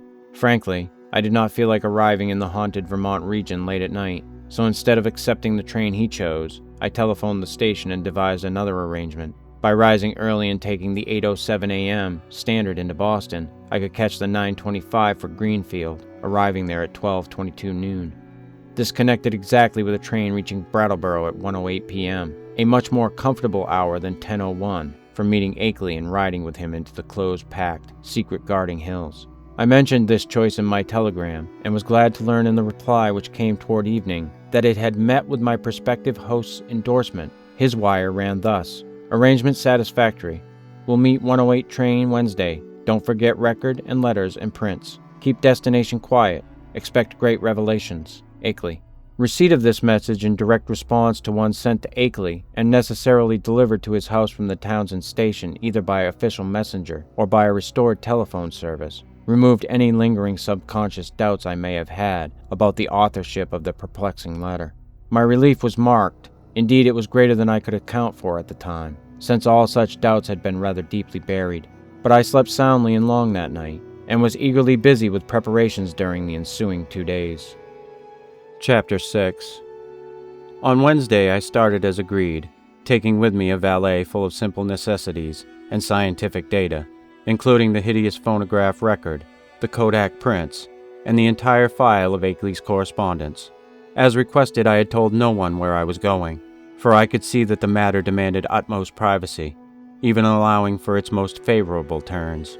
The thought of actual mental contact with alien, outside entities was stupefying enough to my trained and somewhat prepared mind. And this being so, what might one think of its effect on the vast masses of uninformed laymen? I do not know whether dread or adventurous expectancy was uppermost in me as I changed trains in Boston and began the long westward run out of familiar regions into those I knew less thoroughly: Waltham, Concord, Eyre, Fitchburg, Gardner, Atoll. My train reached Greenfield 7 minutes late, but the northbound connecting express had been held. Transferring in haste, I felt a curious breathlessness as the cars rumbled on through the early afternoon sunlight into territories I had always read of, but had never before visited. I knew I was entering an altogether older-fashioned and more primitive New England than the mechanized, urbanized coastal and southern areas where all my life had been spent, an unspoiled ancestral New England without the foreigners and factory smoke, billboards and concrete roads, of the sections which modernity has touched. There would be odd survivals of that continuous native life, whose deep roots make it the one authentic outgrowth of the landscape. The continuous native life which keeps alive strange ancient memories and fertilizes the soil for shadowy, marvelous, and seldom mentioned beliefs. Now and then I saw the blue Connecticut River gleaming in the sun, and after leaving Northfield we crossed it. Ahead loomed green and cryptical hills, and when the conductor came around I learned that I was at last in Vermont. He told me to set my watch back an hour, since the northern hill country will have no dealings with the newfangled daylight time schemes. As I did so, it seemed to me that I was likewise turning the calendar back a century. The train kept close to the river, and across in New Hampshire I could see the approaching slope of steep Wantastiquet, about which singular old legends cluster. Then streets appeared on my left, and a green island shewed in the stream on my right. People rose and filed to the door, and I followed them. The car stopped, and I alighted beneath the long train shed of the Brattleboro station. Looking over the line of waiting motors, I hesitated a moment to see which one might turn out to be the Akeley Ford, but my identity was divined before I could take the initiative. And yet it was clearly not Akeley himself who advanced to meet me with an outstretched hand and a mellowly phrased query as to whether I was indeed Mr. Albert N. Wilmarth of Arkham. This man bore no resemblance to the bearded, grizzled Akeley of the snapshot, but was a younger and more urban person, fashionably dressed, and wearing only a small dark mustache.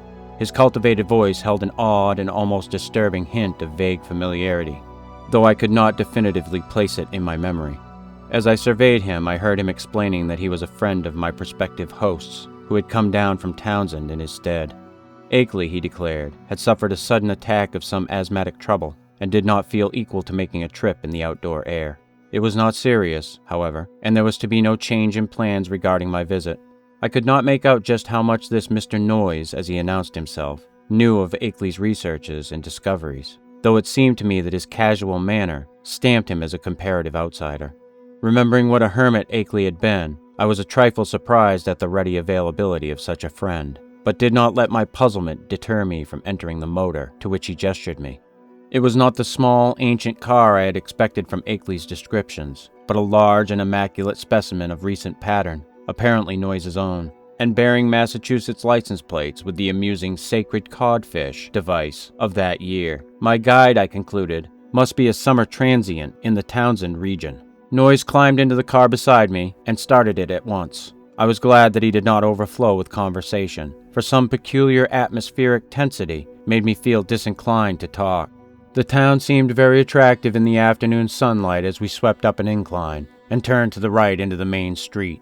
It drowsed like the older New England cities which one remembers from boyhood, and something in the collocation of roofs and steeples and chimneys and brick walls formed contours touching deep viol strings of ancestral emotion. I could tell that I was at the gateway of a region half bewitched through the piling up of unbroken time accumulations, a region where old, strange things have had a chance to grow and linger because they have never been stirred up.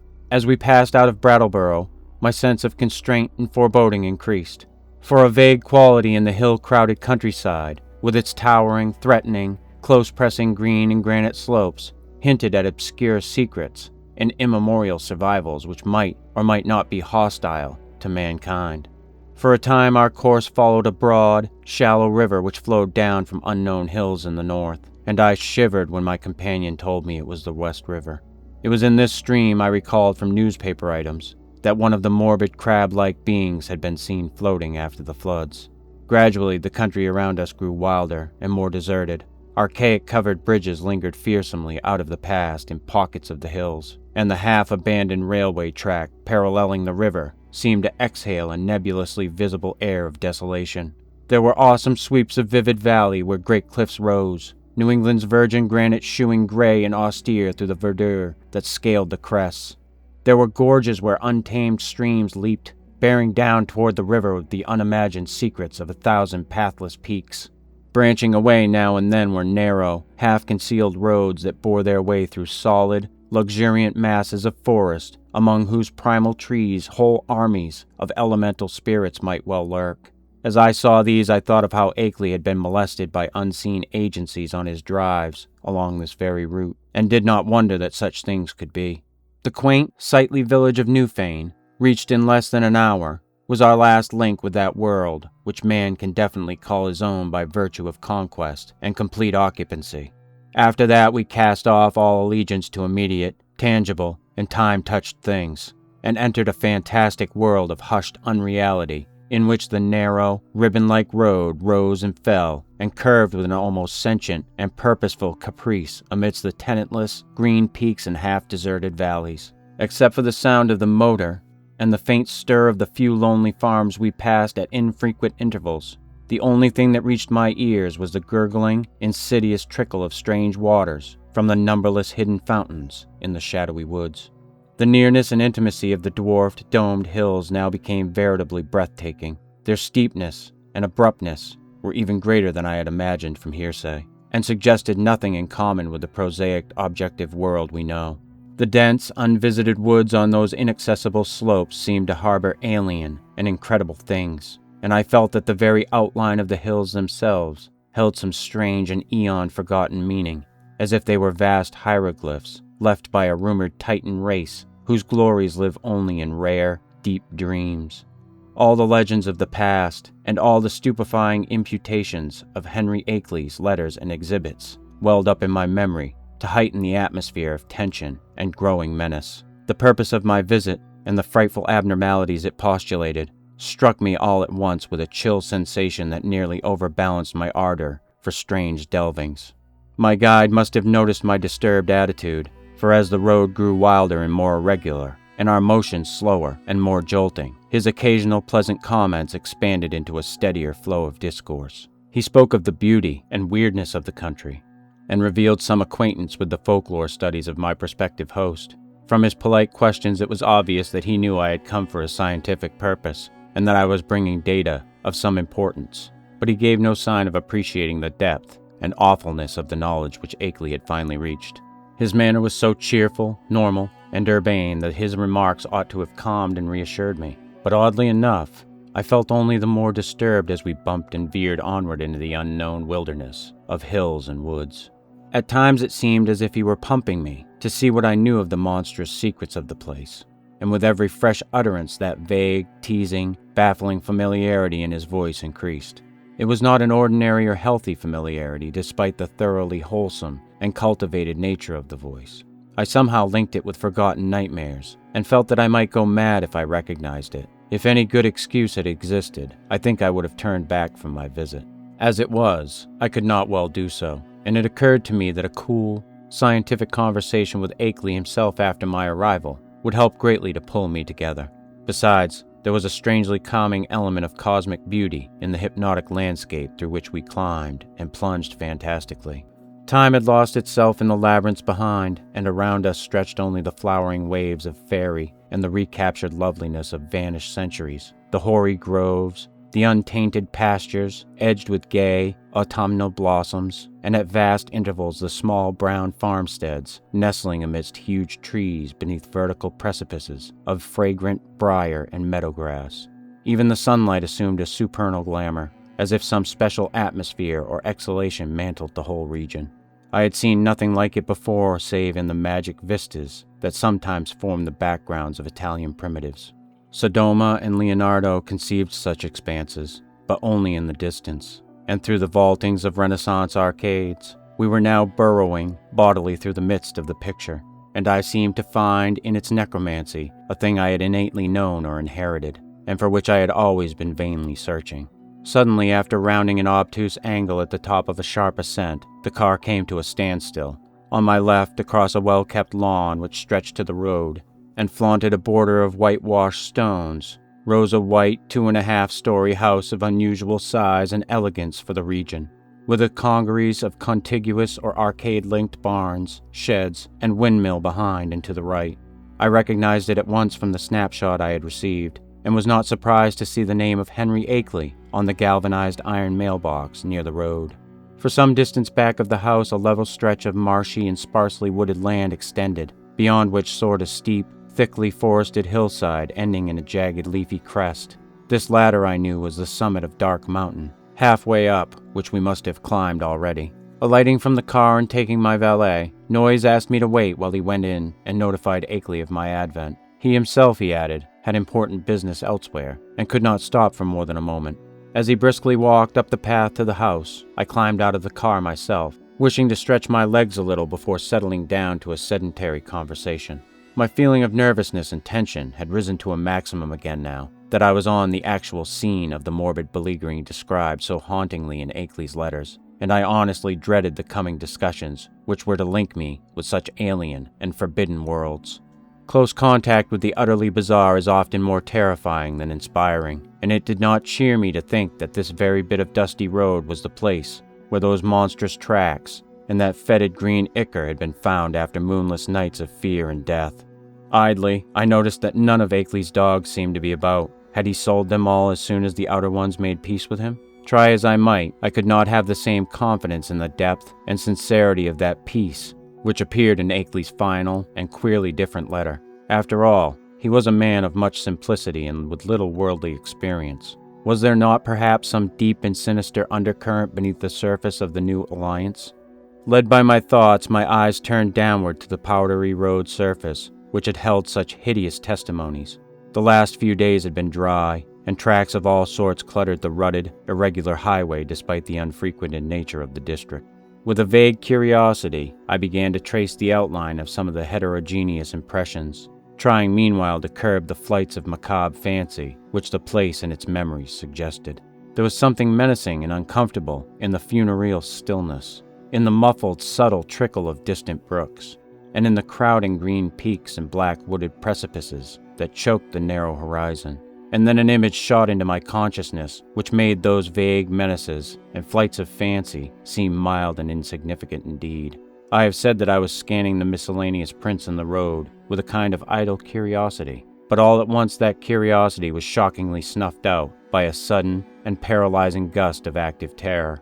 For though the dust tracks were in general confused and overlapping, and unlikely to arrest any casual gaze, my restless vision had caught certain details near the spot where the path to the house joined the highway, and had recognized beyond doubt or hope the frightful significance of those details. It was not for nothing, alas, that I had pored for hours over the Kodak views of the outer one's claw prints which Akeley had sent. Too well did I know the marks of those loathsome nippers, and that hint of ambiguous direction which stamped the horrors as no creatures of this planet.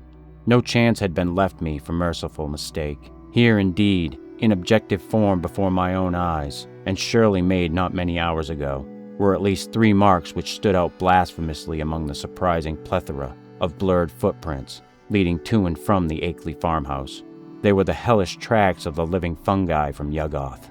I pulled myself together in time to stifle a scream. After all, what more was there than I might have expected, assuming that I had really believed Akeley's letters? He had spoken of making peace with the things. Why, then, was it strange that some of them had visited his house? But the terror was stronger than the reassurance. Could any man be expected to look unmoved for the first time upon the claw marks of animate beings from outer depths of space? Just then I saw Noyes emerge from the door and approach with a brisk step. I must, I reflected, keep command of myself, for the chances were this genial friend knew nothing of Akeley's profoundest and most stupendous probings into the forbidden. Akeley, Noyes hastened to inform me, was glad and ready to see me, although his sudden attack of asthma would prevent him from being a very competent host for a day or two. These spells hit him hard when they came, and they were always accompanied by a debilitating fever and general weakness. He never was good for much while they lasted, had to talk in a whisper, and was very clumsy and feeble in getting about. His feet and ankles swelled too, so that he had to bandage them like a gouty old beef-eater. Today he was in rather bad shape, so that I would have to attend very largely to my own needs. But he was none the less eager for conversation. I would find him in the study at the left of the front hall, the room where the blinds were shut. He had to keep the sunlight out when he was ill, for his eyes were very sensitive. As Noyes bade me adieu and rode off northward in his car, I began to walk slowly toward the house. The door had been left ajar for me, but before approaching and entering I cast a searching glance around the whole place, trying to decide what had struck me as so intangibly queer about it.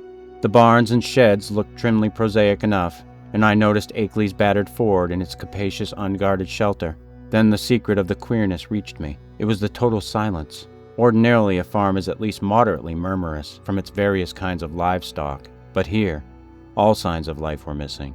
What of the hens and the hogs? The cows, of which Akeley had said he possessed several, might conceivably be out to pasture, and the dogs might possibly have been sold, but the absence of any trace of cackling or grunting was truly singular. I did not pause long on the path, but resolutely entered the open house door and closed it behind me. It had cost me a distinct psychological effort to do so, and now that I was shut inside, I had a momentary longing for precipitate retreat.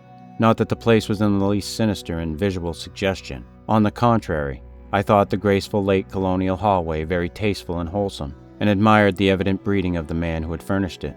What made me wish to flee was something very attenuated and indefinable. Perhaps it was a certain odd odor which I thought I noticed, though I well knew how common musty odors are in even the best of ancient farmhouses. Chapter 7. Refusing to let these cloudy qualms overmaster me, I recalled Noyes' instructions and pushed open the 6-paneled brass-latched white door on my left. The room beyond was darkened, as I had known before, and as I entered it I noticed that the queer odor was stronger there. There likewise appeared to be some faint, half-imaginary rhythm or vibration in the air. For a moment the closed blinds allowed me to see very little, but then a kind of apologetic hacking or whispering sound drew my attention to a great easy-chair in the farther, darker corner of the room. Within its shadowy depths I saw the white blur of a man's face and hands, and in a moment I had crossed to greet the figure who had tried to speak. Dim though the light was, I perceived that this was indeed my host. I had studied the Kodak picture repeatedly, and there could be no mistake about this firm, weather-beaten face with the cropped, grizzled beard. But as I looked again, my recognition was mixed with sadness and anxiety, for certainly this face was that of a very sick man. I felt that there must be something more than asthma behind that strained, rigid, immobile expression and unwinking glassy stare, and realized how terribly the strain of his frightful experiences must have told on him. Was it not enough to break any human being, even a younger man than this intrepid delver into the forbidden? The strange and sudden relief, I feared, had come too late to save him from something like a general breakdown. There was a touch of the pitiful in the limp, lifeless way his lean hands rested in his lap. He had on a loose dressing gown, and was swathed around the head and high around the neck with a vivid, yellow scarf or hood. And then I saw that he was trying to talk in the same hacking whisper with which he had greeted me. It was a hard whisper to catch at first, since the gray mustache concealed all movement of the lips, and something in its timbre disturbed me greatly. But by concentrating my attention I could soon make out its purport surprisingly well. The accent was by no means a rustic one, and the language was even more polished than a correspondence had led me to expect. "Mr. Wilmarth, I presume. You must pardon my not rising. I am quite ill, as Mr. Noyes must have told you, but I could not resist having you come just the same. You know what I wrote in my last letter. There is so much to tell you tomorrow when I shall feel better. I can't say how glad I am to see you in person after all our many letters. You have the file with you, of course, and the Kodak prints and record. Noyes put your valet in the hall. I suppose you saw it. For tonight I fear you'll have to wait on yourself to a great extent. Your room is upstairs, the one over this, and you'll see the bathroom door open at the head of the staircase. There's a meal spread for you in the dining room, right through this door at your right, which you can take whenever you feel like it. I'll be a better host tomorrow, but just now weakness leaves me helpless. Make yourself at home. You might take out the letters and pictures and record, and put them on the table here before you go upstairs with your bag. It is here that we shall discuss them. You can see my phonograph on that corner stand.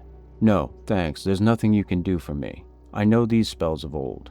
Just come back for a little quiet visiting before night, and then go to bed when you please. I'll rest right here. Perhaps sleep here all night as I often do. In the morning I'll be far better able to go into the things we must go into. You realize, of course, the utterly stupendous nature of the matter before us. To us, as to only a few men on this earth, there will be opened up gulfs of time and space and knowledge beyond anything within the conception of human science and philosophy. Do you know that Einstein is wrong, and that certain objects and forces can move with a velocity greater than that of light? With proper aid, I expect to go backward and forward in time, and actually see and feel the earth of remote past and future epochs. You can't imagine the degree to which those beings have carried science. There is nothing they can't do with the mind and body of living organisms. I expect to visit other planets, and even other stars and galaxies. The first trip will be to Yuggoth, the nearest world, fully peopled by the beings. It is a strange dark orb at the very rim of our solar system, unknown to earthly astronomers yet, but I must have written you about this. At the proper time, you know, the beings there will direct thought currents toward us and cause it to be discovered, or perhaps let one of their human allies give the scientists a hint. There are mighty cities on Yuggoth, great tiers of terraced towers built of black stone like the specimen I tried to send you. That came from Yuggoth. The sun shines there no brighter than a star, but the beings need no light. They have other, subtler senses, and put no windows in their great houses and temples. Light even hurts and hampers and confuses them, for it does not exist at all in the black cosmos outside time and space where they come from originally. To visit Yuggoth would drive any weak man mad, yet I am going there.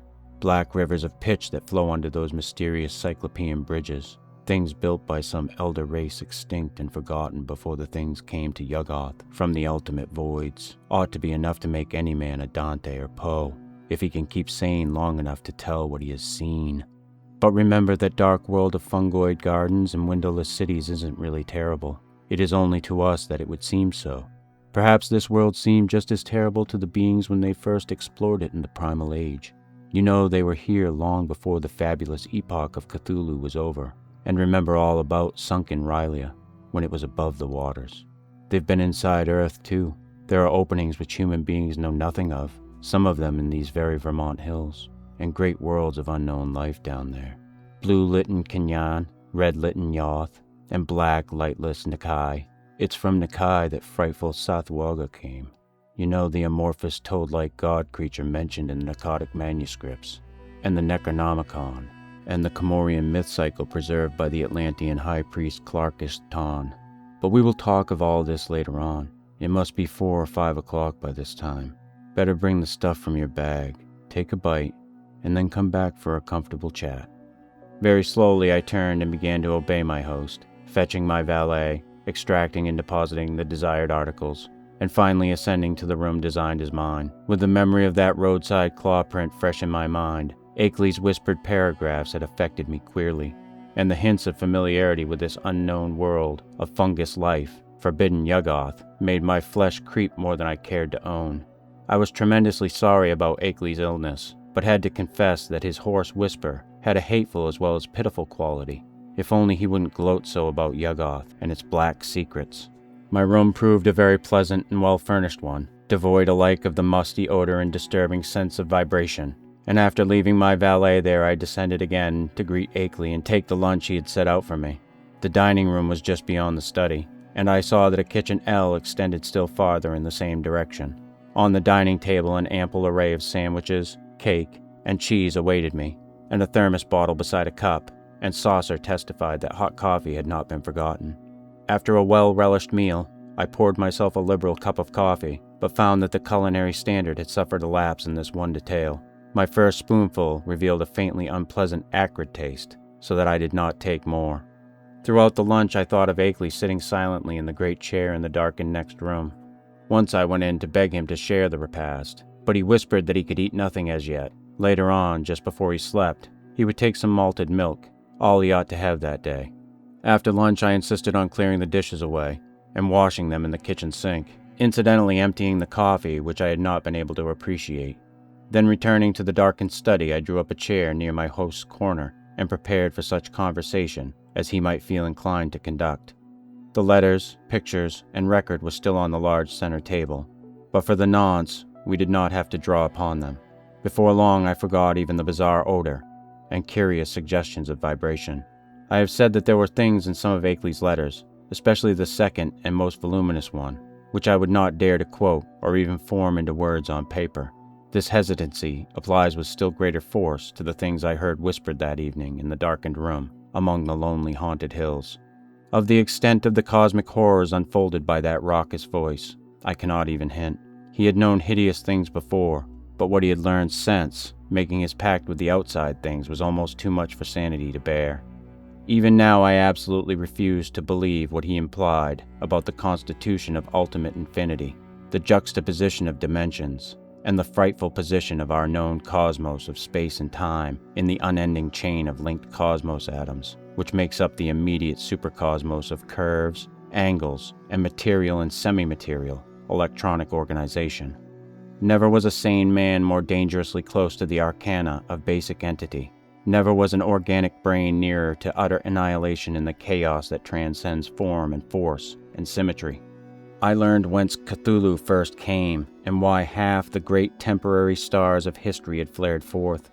I guessed from hints which made even my informant pause timidly the secret behind the Magellanic clouds and globular nebulae, and the black truth veiled by the immemorial allegory of Tao. The nature of the doles was plainly revealed, and I was told the essence, though not the source, of the hounds of Tyndalos. The legend of Yig, father of serpents, remained figurative no longer, and I started with loathing when told of the monstrous nuclear chaos beyond the angled space which the Necronomicon had mercifully cloaked under the name of Azathoth. It was shocking to have the foulest nightmares of secret myth cleared up in concrete terms, whose stark, morbid hatefulness exceeded the boldest hints of ancient and medieval mystics. Ineluctably, I was led to believe that the first whisperers of these accursed tales must have had discourse with Akeley's outer ones, and perhaps have visited outer cosmic realms as Akeley now proposed visiting them. I was told of the black stone and what it implied, and was glad that it had not reached me. My guesses about those hieroglyphics had been all too correct, and yet Akeley now seemed reconciled to the whole fiendish system he had stumbled upon. Reconciled and eager to probe farther into the monstrous abyss.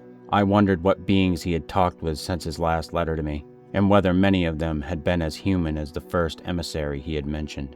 The tensions in my head grew insufferable, and I built up all sorts of wild theories about the queer, persistent odor and those insidious hints of vibration in the darkened room. Night was falling now, and as I recalled what Akeley had written me about those earlier nights, I shuddered to think there would be no moon. Nor did I like the way the farmhouse nestled in the lee of that colossal forested slope leading up to the dark mountain's unvisited crest. With Akeley's permission, I lighted a small oil lamp, turned it low, and set it on a distant bookcase beside the ghostly bust of Milton. But afterward I was sorry I had done so, for it made my host's strained, immobile face and listless hands look damnably abnormal and corpse-like. He seemed half incapable of motion, though I saw him nod stiffly once in a while. After what he had told, I could scarcely imagine what profounder secrets he was saving for the morrow, but at last it developed that his trip to Yuggoth and beyond, and my own possible participation in it, was to be the next day's topic. He must have been amused by the start of horror I gave at hearing a cosmic voyage on my part proposed, for his head wobbled violently when I shewed my fear. Subsequently, he spoke very gently of how human beings might accomplish, and several times had accomplished, the seemingly impossible flight across the interstellar void. It seemed that complete human bodies did not indeed make the trip, but that the prodigious surgical, biological, chemical, and mechanical skill of the outer ones had found a way to convey human brains without their concomitant physical structure. There was a harmless way to extract a brain, and a way to keep the organic residue alive during its absence. The bare, compact cerebral matter was then immersed in an occasionally replenished fluid, within an ether-tight cylinder of a metal mind in Yuggoth. Certain electrodes reaching through and connecting at will, with elaborate instruments capable of duplicating the three vital faculties of sight, hearing, and speech. For the winged fungus beings to carry the brain cylinders intact through space was an easy matter. Then on every planet covered by their civilization, they would find plenty of adjustable faculty instruments, capable of being connected with the encased brains, so that after a little fitting these traveling intelligences could be given a full sensory and articulate life, albeit a bodiless and mechanical one, at each stage of their journeying through and beyond the space-time continuum. It was as simple as carrying a phonograph record about and playing it wherever a phonograph of the corresponding make exists. Of its success there could be no question. Akeley was not afraid. Had it not been brilliantly accomplished again and again? For the first time, one of the inert, wasted hands raised itself and pointed to a high shelf on the farther side of the room. There in a neat row stood more than a dozen cylinders of a metal I had never seen before, cylinders about a foot high and somewhat less in diameter, with three curious sockets set in an isosceles triangle over the front convex surface of each. One of them was linked at two of the sockets to a pair of singular-looking machines that stood in the background. Of their purport, I did not need to be told, and I shivered as with ague. Then I saw the hand point to a much nearer corner, where some intricate instruments with attached cords and plugs, several of them much like the two devices on the shelf behind the cylinders, were huddled together. "There are 4 kinds of instruments here, Wilmarth," whispered the voice. 4 kinds. 3 faculties each. Makes 12 pieces in all. You see, there are 4 different sorts of beings represented in those cylinders up there. 3 humans, 6 fungoid beings, who can't navigate space corporally, 2 beings from Neptune. God, if you could see the body this type has on its own planet. And the rest entities from the central caverns of an especially interesting dark star beyond the galaxy. In the principal outpost inside Round Hill, you'll now and then find more cylinders and machines. Cylinders of extra cosmic brains, with different senses from any we know. Allies and explorers from the uttermost outside. And special machines for giving them impressions and expression in the several ways suited at once to them and to the comprehensions of different types of listeners.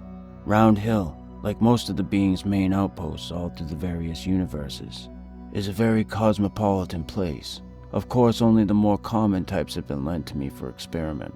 Here, take the 3 machines I point to and set them on the table. That tall one with the 2 glass lenses in front, then the box with the vacuum tubes and sounding board, and now the one with the metal disc on top. Now for the cylinder with the label B67 pasted on it. Just stand in that Windsor chair to reach the shelf. Heavy? Never mind. Be sure of the number, B67. Don't bother that fresh shiny cylinder joined to the 2 testing instruments, the one with my name on it. Set B67 on the table near where you put the machines, and see that the dial switch on all 3 machines is jammed over to the extreme left. Now connect the cord of the lens machine with the upper socket on the cylinder. There. Join the tube machine to the lower left-hand socket and the disc apparatus to the outer socket. Now move all the dial switches on the machines over to the extreme right. First the lens one, then the disc one, and then the tube one. That's right. I might as well tell you that this is a human being, just like any of us. I'll give you a taste of some of the others tomorrow. To this day, I do not know why I obeyed those whispers so slavishly, or whether I thought Akeley was mad or sane. After what had gone before, I ought to have been prepared for anything. But this mechanical mummery seemed so like the typical vagaries of crazed inventors and scientists that it struck a chord of doubt which even the preceding discourse had not excited. What the whisperer implied was beyond all human belief. Yet were not the other things still farther beyond, and less preposterous only because of their remoteness from tangible concrete proof? As my mind reeled amidst this chaos, I became conscious of a mixed grating and whirring from all 3 machines lately linked to the cylinder. A grating and whirring which soon subsided into a virtual noiselessness. What was about to happen? Was I to hear a voice? And if so, what proof would I have that it was not some cleverly concocted radio device, talked into by a concealed but closely watching speaker? Even now I am unwilling to swear just what I heard, or just what phenomenon really took place before me, but something certainly seemed to take place. To be brief and plain, the machine with the tubes and sound box began to speak, and with a point and intelligence which left no doubt that the speaker was actually present and observing us. The voice was loud, metallic, lifeless, and plainly mechanical in every detail of its production. It was incapable of inflection or expressiveness, but scraped and rattled on with a deadly precision and deliberation. "Mr. Wilmarth," it said, "I hope I do not startle you. I am a human being like yourself, though my body is now resting safely under proper vitalizing treatment inside Round Hill, about 1.5 miles east of here. I myself am here with you. My brain is in that cylinder, and I see, hear, and speak through these electronic vibrators. In a week, I am going across the void as I have been many times before, and I expect to have the pleasure of Mr. Akeley's company. I wish I might have yours as well, for I know you by sight and reputation, and I have kept close track of your correspondence with our friend. I am, of course, one of the men who have become allied with the outside beings visiting our planet. I met them first in the Himalayas, and have helped them in various ways.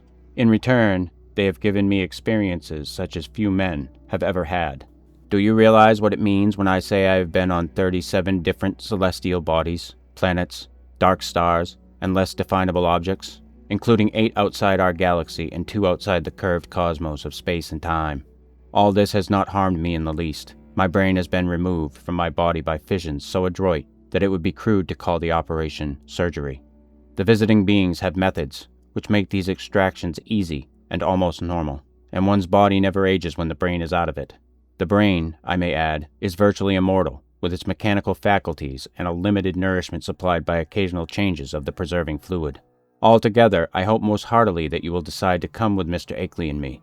The visitors are eager to know men of knowledge like yourself, and to shew them the great abysses that most of us have had to dream about in fanciful ignorance. It may seem strange at first to meet them, but I know you will be above minding that. I think Mr. Noyes will go along too, the man who doubtless brought you up here in his car. He has been one of us for years. I suppose you recognized his voice as one of those on the record Mr. Akeley sent you. At my violent start, the speaker paused a moment before concluding.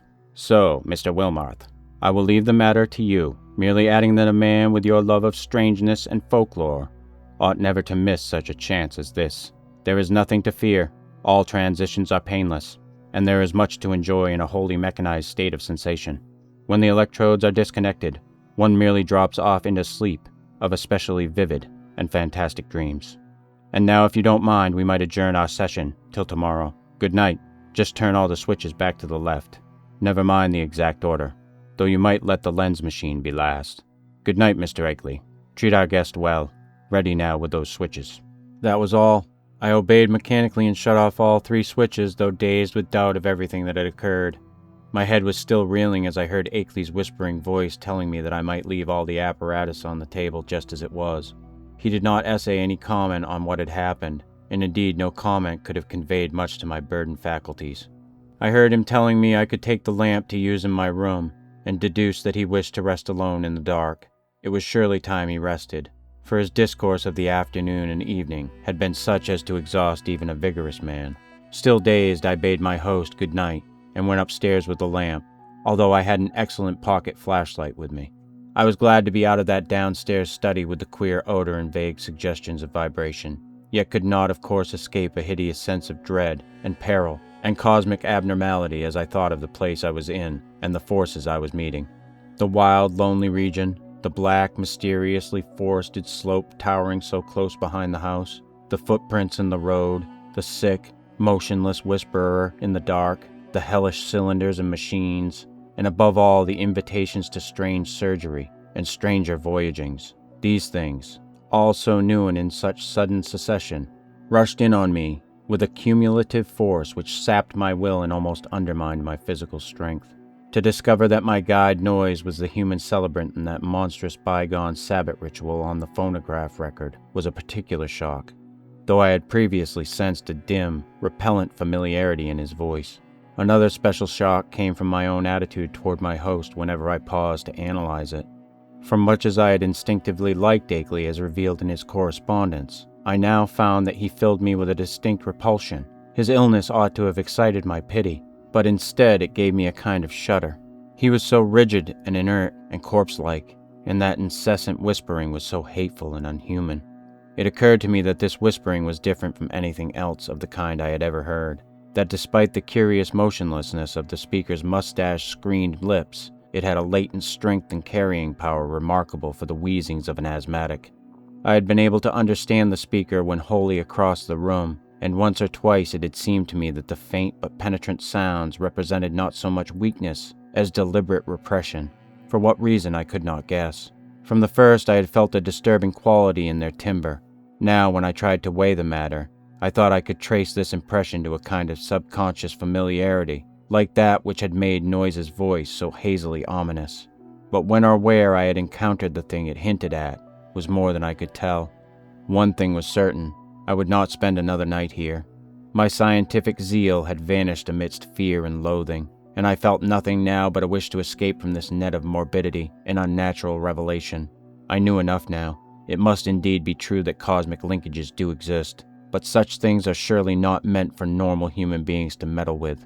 Blasphemous influences seemed to surround me and press chokingly upon my senses. Sleep, I decided, would be out of the question, so I merely extinguished the lamp and threw myself on the bed fully dressed. No doubt it was absurd, but I kept ready for some unknown emergency, gripping in my right hand the revolver I had brought along, and holding the pocket flashlight in my left. Not a sound came from below, and I could imagine how my host was sitting there with cadaverous stiffness in the dark. Somewhere I heard a clock ticking, and was vaguely grateful for the normality of the sound. It reminded me, though, of another thing about the region which disturbed me: the total absence of animal life. There were certainly no farm beasts about, and now I realized that even the accustomed night noises of wild living things were absent, except for the sinister trickle of distant, unseen waters. That stillness was anomalous, interplanetary, and I wondered what star-spawned, intangible blight could be hanging over the region. I recalled from old legends that dogs and other beasts had always hated the Outer Ones, and thought of what those tracks in the road might mean. Chapter 8. Do not ask me how long my unexpected lapse into slumber lasted, or how much of what ensued was sheer dream.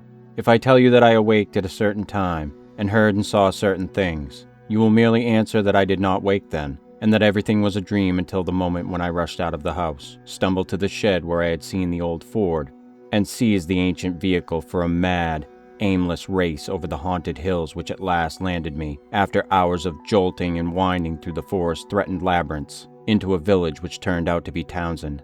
You will also, of course, discount everything else in my report, and declare that all the pictures, record sounds, cylinder and machine sounds, and kindred evidences were bits of pure deception practiced on me by the missing Henry Akeley. You will even hint that he conspired with other eccentrics to carry out a silly and elaborate hoax, that he had the express shipment removed at Keene, and that he had had Noyes make the terrifying wax record. It is odd, though, that Noyes has not even yet been identified, that he was unknown at any of the villages near Akeley's place, though he must have been frequently in the region.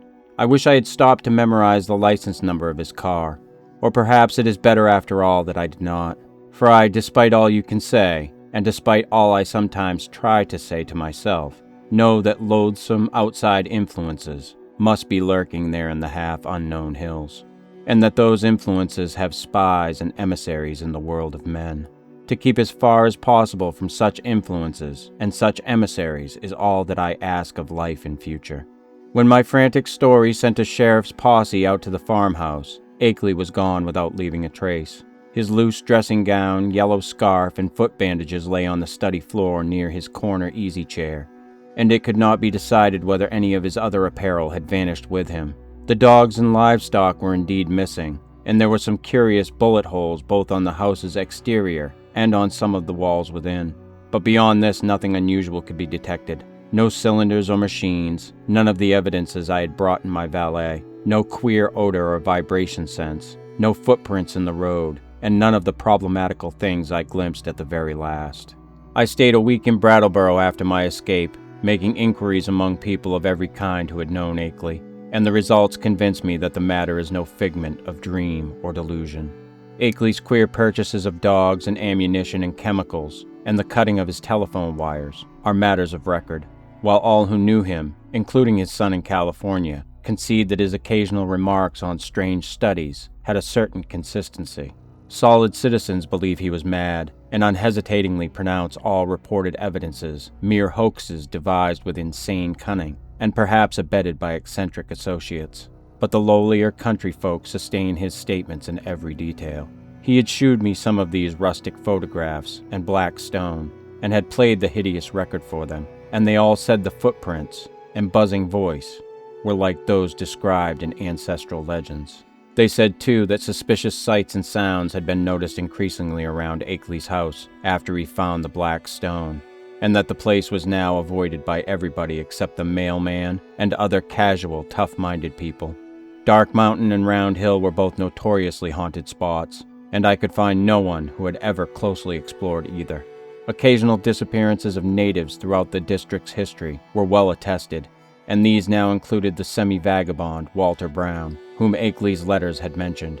I even came upon one farmer who thought he had personally glimpsed one of the queer bodies at flood time in the swollen West River, but his tale was too confused to be really valuable. When I left Brattleboro, I resolved never to go back to Vermont, and I feel quite certain I shall keep my resolution. Those wild hills are surely the outpost of a frightful, cosmic race, as I doubt all the less since reading that a new ninth planet has been glimpsed beyond Neptune, just as those influences had said it would be glimpsed. Astronomers, with a hideous appropriateness they little suspect, have named this thing Pluto. I feel beyond question that it is nothing less than the knighted Yuggoth, and I shiver when I try to figure out the real reason why its monstrous denizens wish it to be known in this way at this especial time. I vainly try to assure myself that these demoniac creatures are not gradually leading up to some new policy hurtful to the earth and its normal inhabitants, but I have still to tell of the ending of that terrible night in the farmhouse. As I have said, I did finally drop into a troubled doze, a doze filled with bits of dream, which involved monstrous landscape glimpses. Just what awaked me I cannot yet say, but that I did indeed awake at this given point, I feel very certain. My first confused impression was of stealthily creaking floorboards in the hall outside my door, and of a clumsy muffled fumbling at the latch. This, however, ceased almost at once, so that my really clear impressions began with the voices heard from the study below. There seemed to be several speakers, and I judged that they were controversially engaged. By the time I had listened a few seconds, I was broad awake, for the nature of the voices was such as to make all thought of sleep ridiculous. The tones were curiously varied, and no one who had listened to that accursed phonograph record could harbor any doubts about the nature of at least two of them. Hideous though the idea was, I knew that I was under the same roof with nameless things from abysmal space, for those two voices were unmistakably the blasphemous buzzings which the outside beings used in their communication with men. The two were individually different in pitch, accent, and tempo, but they were both of the same damnable general kind. A third voice was indubitably that of a mechanical utterance machine, connected with one of the detached brains in the cylinders. There was as little doubt about that as about the buzzings, for the loud, metallic, lifeless voice of that previous evening, with its inflectionless, expressionless scraping and rattling, and its impersonal precision and deliberation, had been utterly unforgettable. For a time I did not pause to question whether the intelligence behind the scraping was the identical one which had formerly talked to me. But shortly afterward, I reflected that any brain would emit vocal sounds of the same quality if linked to the same mechanical speech producer, the only possible differences being in language, rhythm, speed, and pronunciation.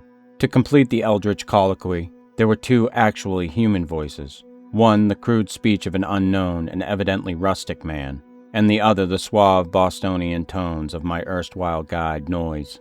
As I tried to catch the words, which the stoutly fashioned floor so bafflingly intercepted, I was also conscious of a great deal of stirring and scratching and shuffling in the room below, so that I could not escape the impression that it was full of living beings, many more than the few whose speech I could single out. The exact nature of this stirring is extremely hard to describe, for very few good bases of comparison exist. Objects seemed now and then to move across the room like conscious entities, the sound of their footfalls having something about it like a loose, hard surface clattering, as of the contact of ill-coordinated surfaces of horn or hard rubber. It was, to use a more concrete but less accurate comparison, as if people with loose, splintery wooden shoes were shambling and rattling about on the polished board floor. On the nature and appearance of those responsible for the sounds, I did not care to speculate. Before long I saw that it would be impossible to distinguish any connected discourse. Isolated words, including the names of Akeley and myself, now and then floated up, especially when uttered by the mechanical speech producer, but their true significance was lost for want of continuous context.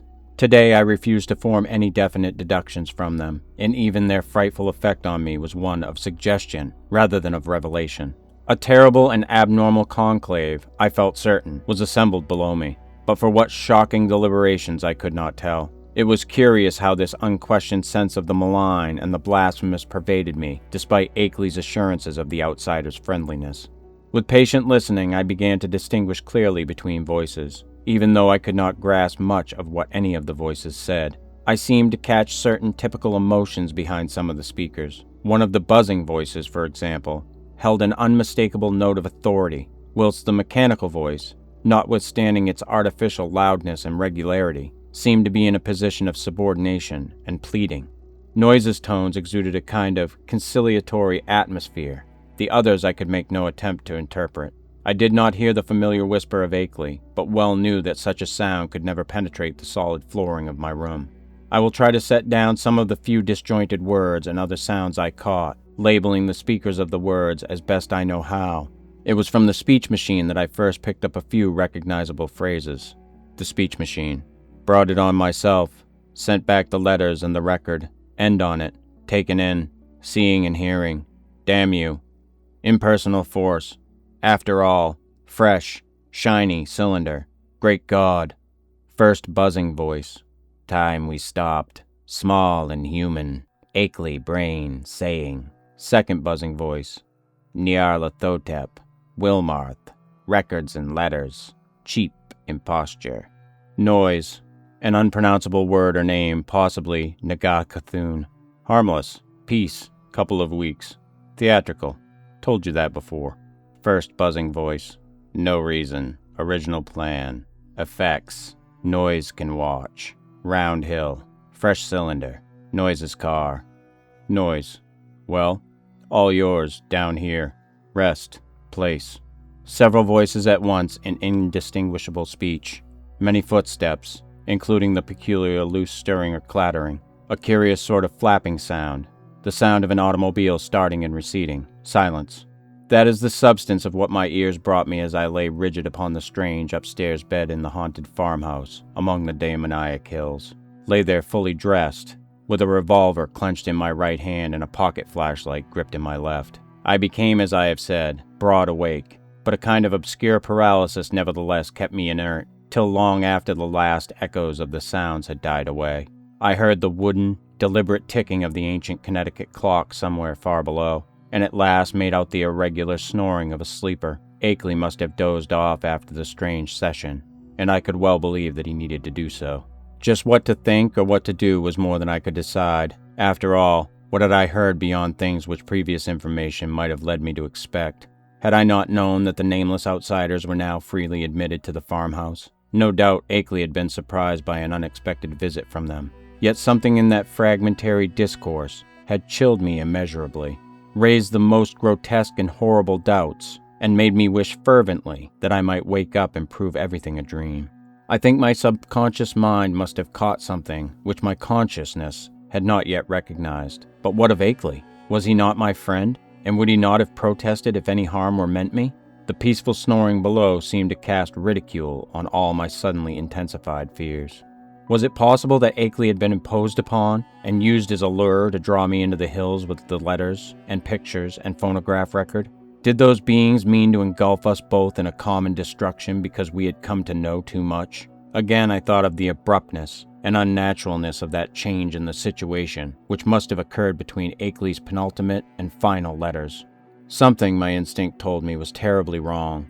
All was not as it seemed. That acrid coffee which I refused, had there not been any attempt by some hidden, unknown entity to drug it? I must talk to Akeley at once, and restore his sense of proportion. They had hypnotized him with their promises of cosmic revelations, but now he must listen to reason. We must get out of this before it would be too late. If he lacked the willpower to make the break for liberty, I would supply it. Or if I could not persuade him to go, I could at least go myself. Surely he would let me take his Ford and leave it in a garage at Brattleboro. I had noticed it in the shed, the door being left unlocked and open now that peril was deemed past, and I believed there was a good chance of its being ready for instant use. That momentary dislike of Akeley, which I had felt during and after the evening's conversation, was all gone now. He was in a position much like my own, and we must stick together. Knowing his indisposed condition, I hated to wake him at this juncture, but I knew that I must. I could not stay in this place till morning as matters stood. At last, I felt able to act, and stretched myself vigorously to regain command of my muscles. Arising with a caution more impulsive than deliberate, I found and donned my hat, took my valet, and started downstairs with the flashlight's aid. In my nervousness, I kept the revolver clutched in my right hand, being able to take care of both valet and flashlight with my left. Why I exerted these precautions, I do not really know, since I was even then on my way to waken the only other occupant of the house. As I half tiptoed down the creaking stairs to the lower hall, I could hear the sleeper more plainly, and noticed that he must be in the room on my left, the living room I had not entered. On my right was the gaping blackness of the study in which I had heard the voices. Pushing open the unlatched door of the living room, I traced a path with the flashlight toward the source of the snoring, and finally turned the beams on the sleeper's face. But in the next second, I hastily turned them away and commenced a cat-like retreat to the hall, my caution this time springing from reason as well as from instinct. For the sleeper on the couch was not Akeley at all, but my quondam guide, Noise. Just what the real situation was, I could not guess, but common sense told me that the safest thing was to find out as much as possible before arousing anybody. Regaining the hall, I silently closed and latched the living room door after me, thereby lessening the chances of a waking Noise. I now cautiously entered the dark study where I expected to find Akeley, whether asleep or awake, in the great corner chair which was evidently his favorite resting place. As I advanced, the beams of my flashlight caught the great center table, revealing one of the hellish cylinders with sight and hearing machines attached, and with a speech machine standing close by, ready to be connected at any moment. This, I reflected, must be the encased brain I had heard talking during the frightful conference, and for a second I had a perverse impulse to attach the speech machine and see what it would say. It must, I thought, be conscious of my presence even now, since the sight and hearing attachments could not fail to disclose the rays of my flashlight and the faint creaking of the floor beneath my feet. But in the end I did not dare meddle with the thing. I idly saw that it was the fresh, shiny cylinder with Akeley's name on it, which I had noticed on the shelf earlier in the evening, and which my host had told me not to bother. Looking back at that moment, I can only regret my timidity, and wish that I had boldly caused the apparatus to speak. God knows what mysteries and horrible doubts and questions of identity it might have cleared up, but then, it may be merciful that I let it alone. From the table I turned my flashlight to the corner where I thought Akeley was, but found in my perplexity that the great easy chair was empty of any human occupant asleep or awake. From the seat to the floor there trailed voluminously the familiar old dressing gown, and near it on the floor lay the yellow scarf and the huge foot bandages I had thought so odd. As I hesitated, striving to conjecture where Akeley might be, and why he had so suddenly discarded his necessary sick-room garments, I observed that the queer odor and sense of vibration were no longer in the room. What had been their cause? Curiously, it occurred to me that I had noticed them only in Akeley's vicinity. They had been strongest where he sat, and wholly absent except in the room with him, or just outside the doors of that room. I paused, letting the flashlight wander about the dark study, and racking my brain for explanations of the turn affairs had taken. Would to heaven I had quietly left the place before allowing that light to rest again on the vacant chair. As it turned out, I did not leave quietly, but with a muffled shriek which must have disturbed, though it did not quite awake, the sleeping sentinel across the hall. That shriek and Noise's still unbroken snore are the last sounds I ever heard in that morbidity-choked farmhouse beneath the black wooded crest of a haunted mountain. That focus of trans-cosmic horror amidst the lonely green hills and curse-muttering brooks of a spectral, rustic land. It is a wonder that I did not drop flashlight, valet, and revolver in my wild scramble, but somehow I failed to lose any of these. I actually managed to get out of that room and that house without making any further noise, to drag myself and my belongings safely into the old Ford in the shed, and to set that archaic vehicle in motion towards some unknown point of safety in the black, moonless night. The ride that followed was a piece of delirium out of Poe or Rimbaud, or the drawings of Doré, but finally I reached Townsend, that is all. If my sanity is still unshaken, I am lucky. Sometimes I fear what the years will bring, especially since the new planet Pluto has been so curiously discovered. As I have implied, I let my flashlight return to the vacant easy chair after its circuit of the room, then noticing for the first time the presence of certain objects in the seat, made inconspicuous by the adjacent loose folds of the empty dressing gown. These are the objects, 3 in number, which the investigators did not find when they came later on. As I said at the outset, there was nothing of actual visual horror about them. The trouble was in what they led one to infer. Even now I have my moments of half-doubt, moments in which I half accept the skepticism of those who attribute my whole experience to dream and nerves and delusion. The 3 things were damnably clever constructions of their kind, and were furnished with ingenious metallic clamps to attach them to organic developments of which I dare not form any conjecture. I hope, devoutly hope, that they were the waxen products of a master artist, despite what my inmost fears tell me. Great God! That whisperer in darkness with its morbid odor and vibrations. Sorcerer, emissary, changeling, outsider. That hideous repressed buzzing. And all the time in that fresh, shiny cylinder on the shelf. Poor devil. Prodigious, surgical, biological, chemical, and mechanical skill. For the things in the chair, perfect to the last, subtle detail of microscopic resemblance or identity, were the face and hands of Henry Wentworth Akeley.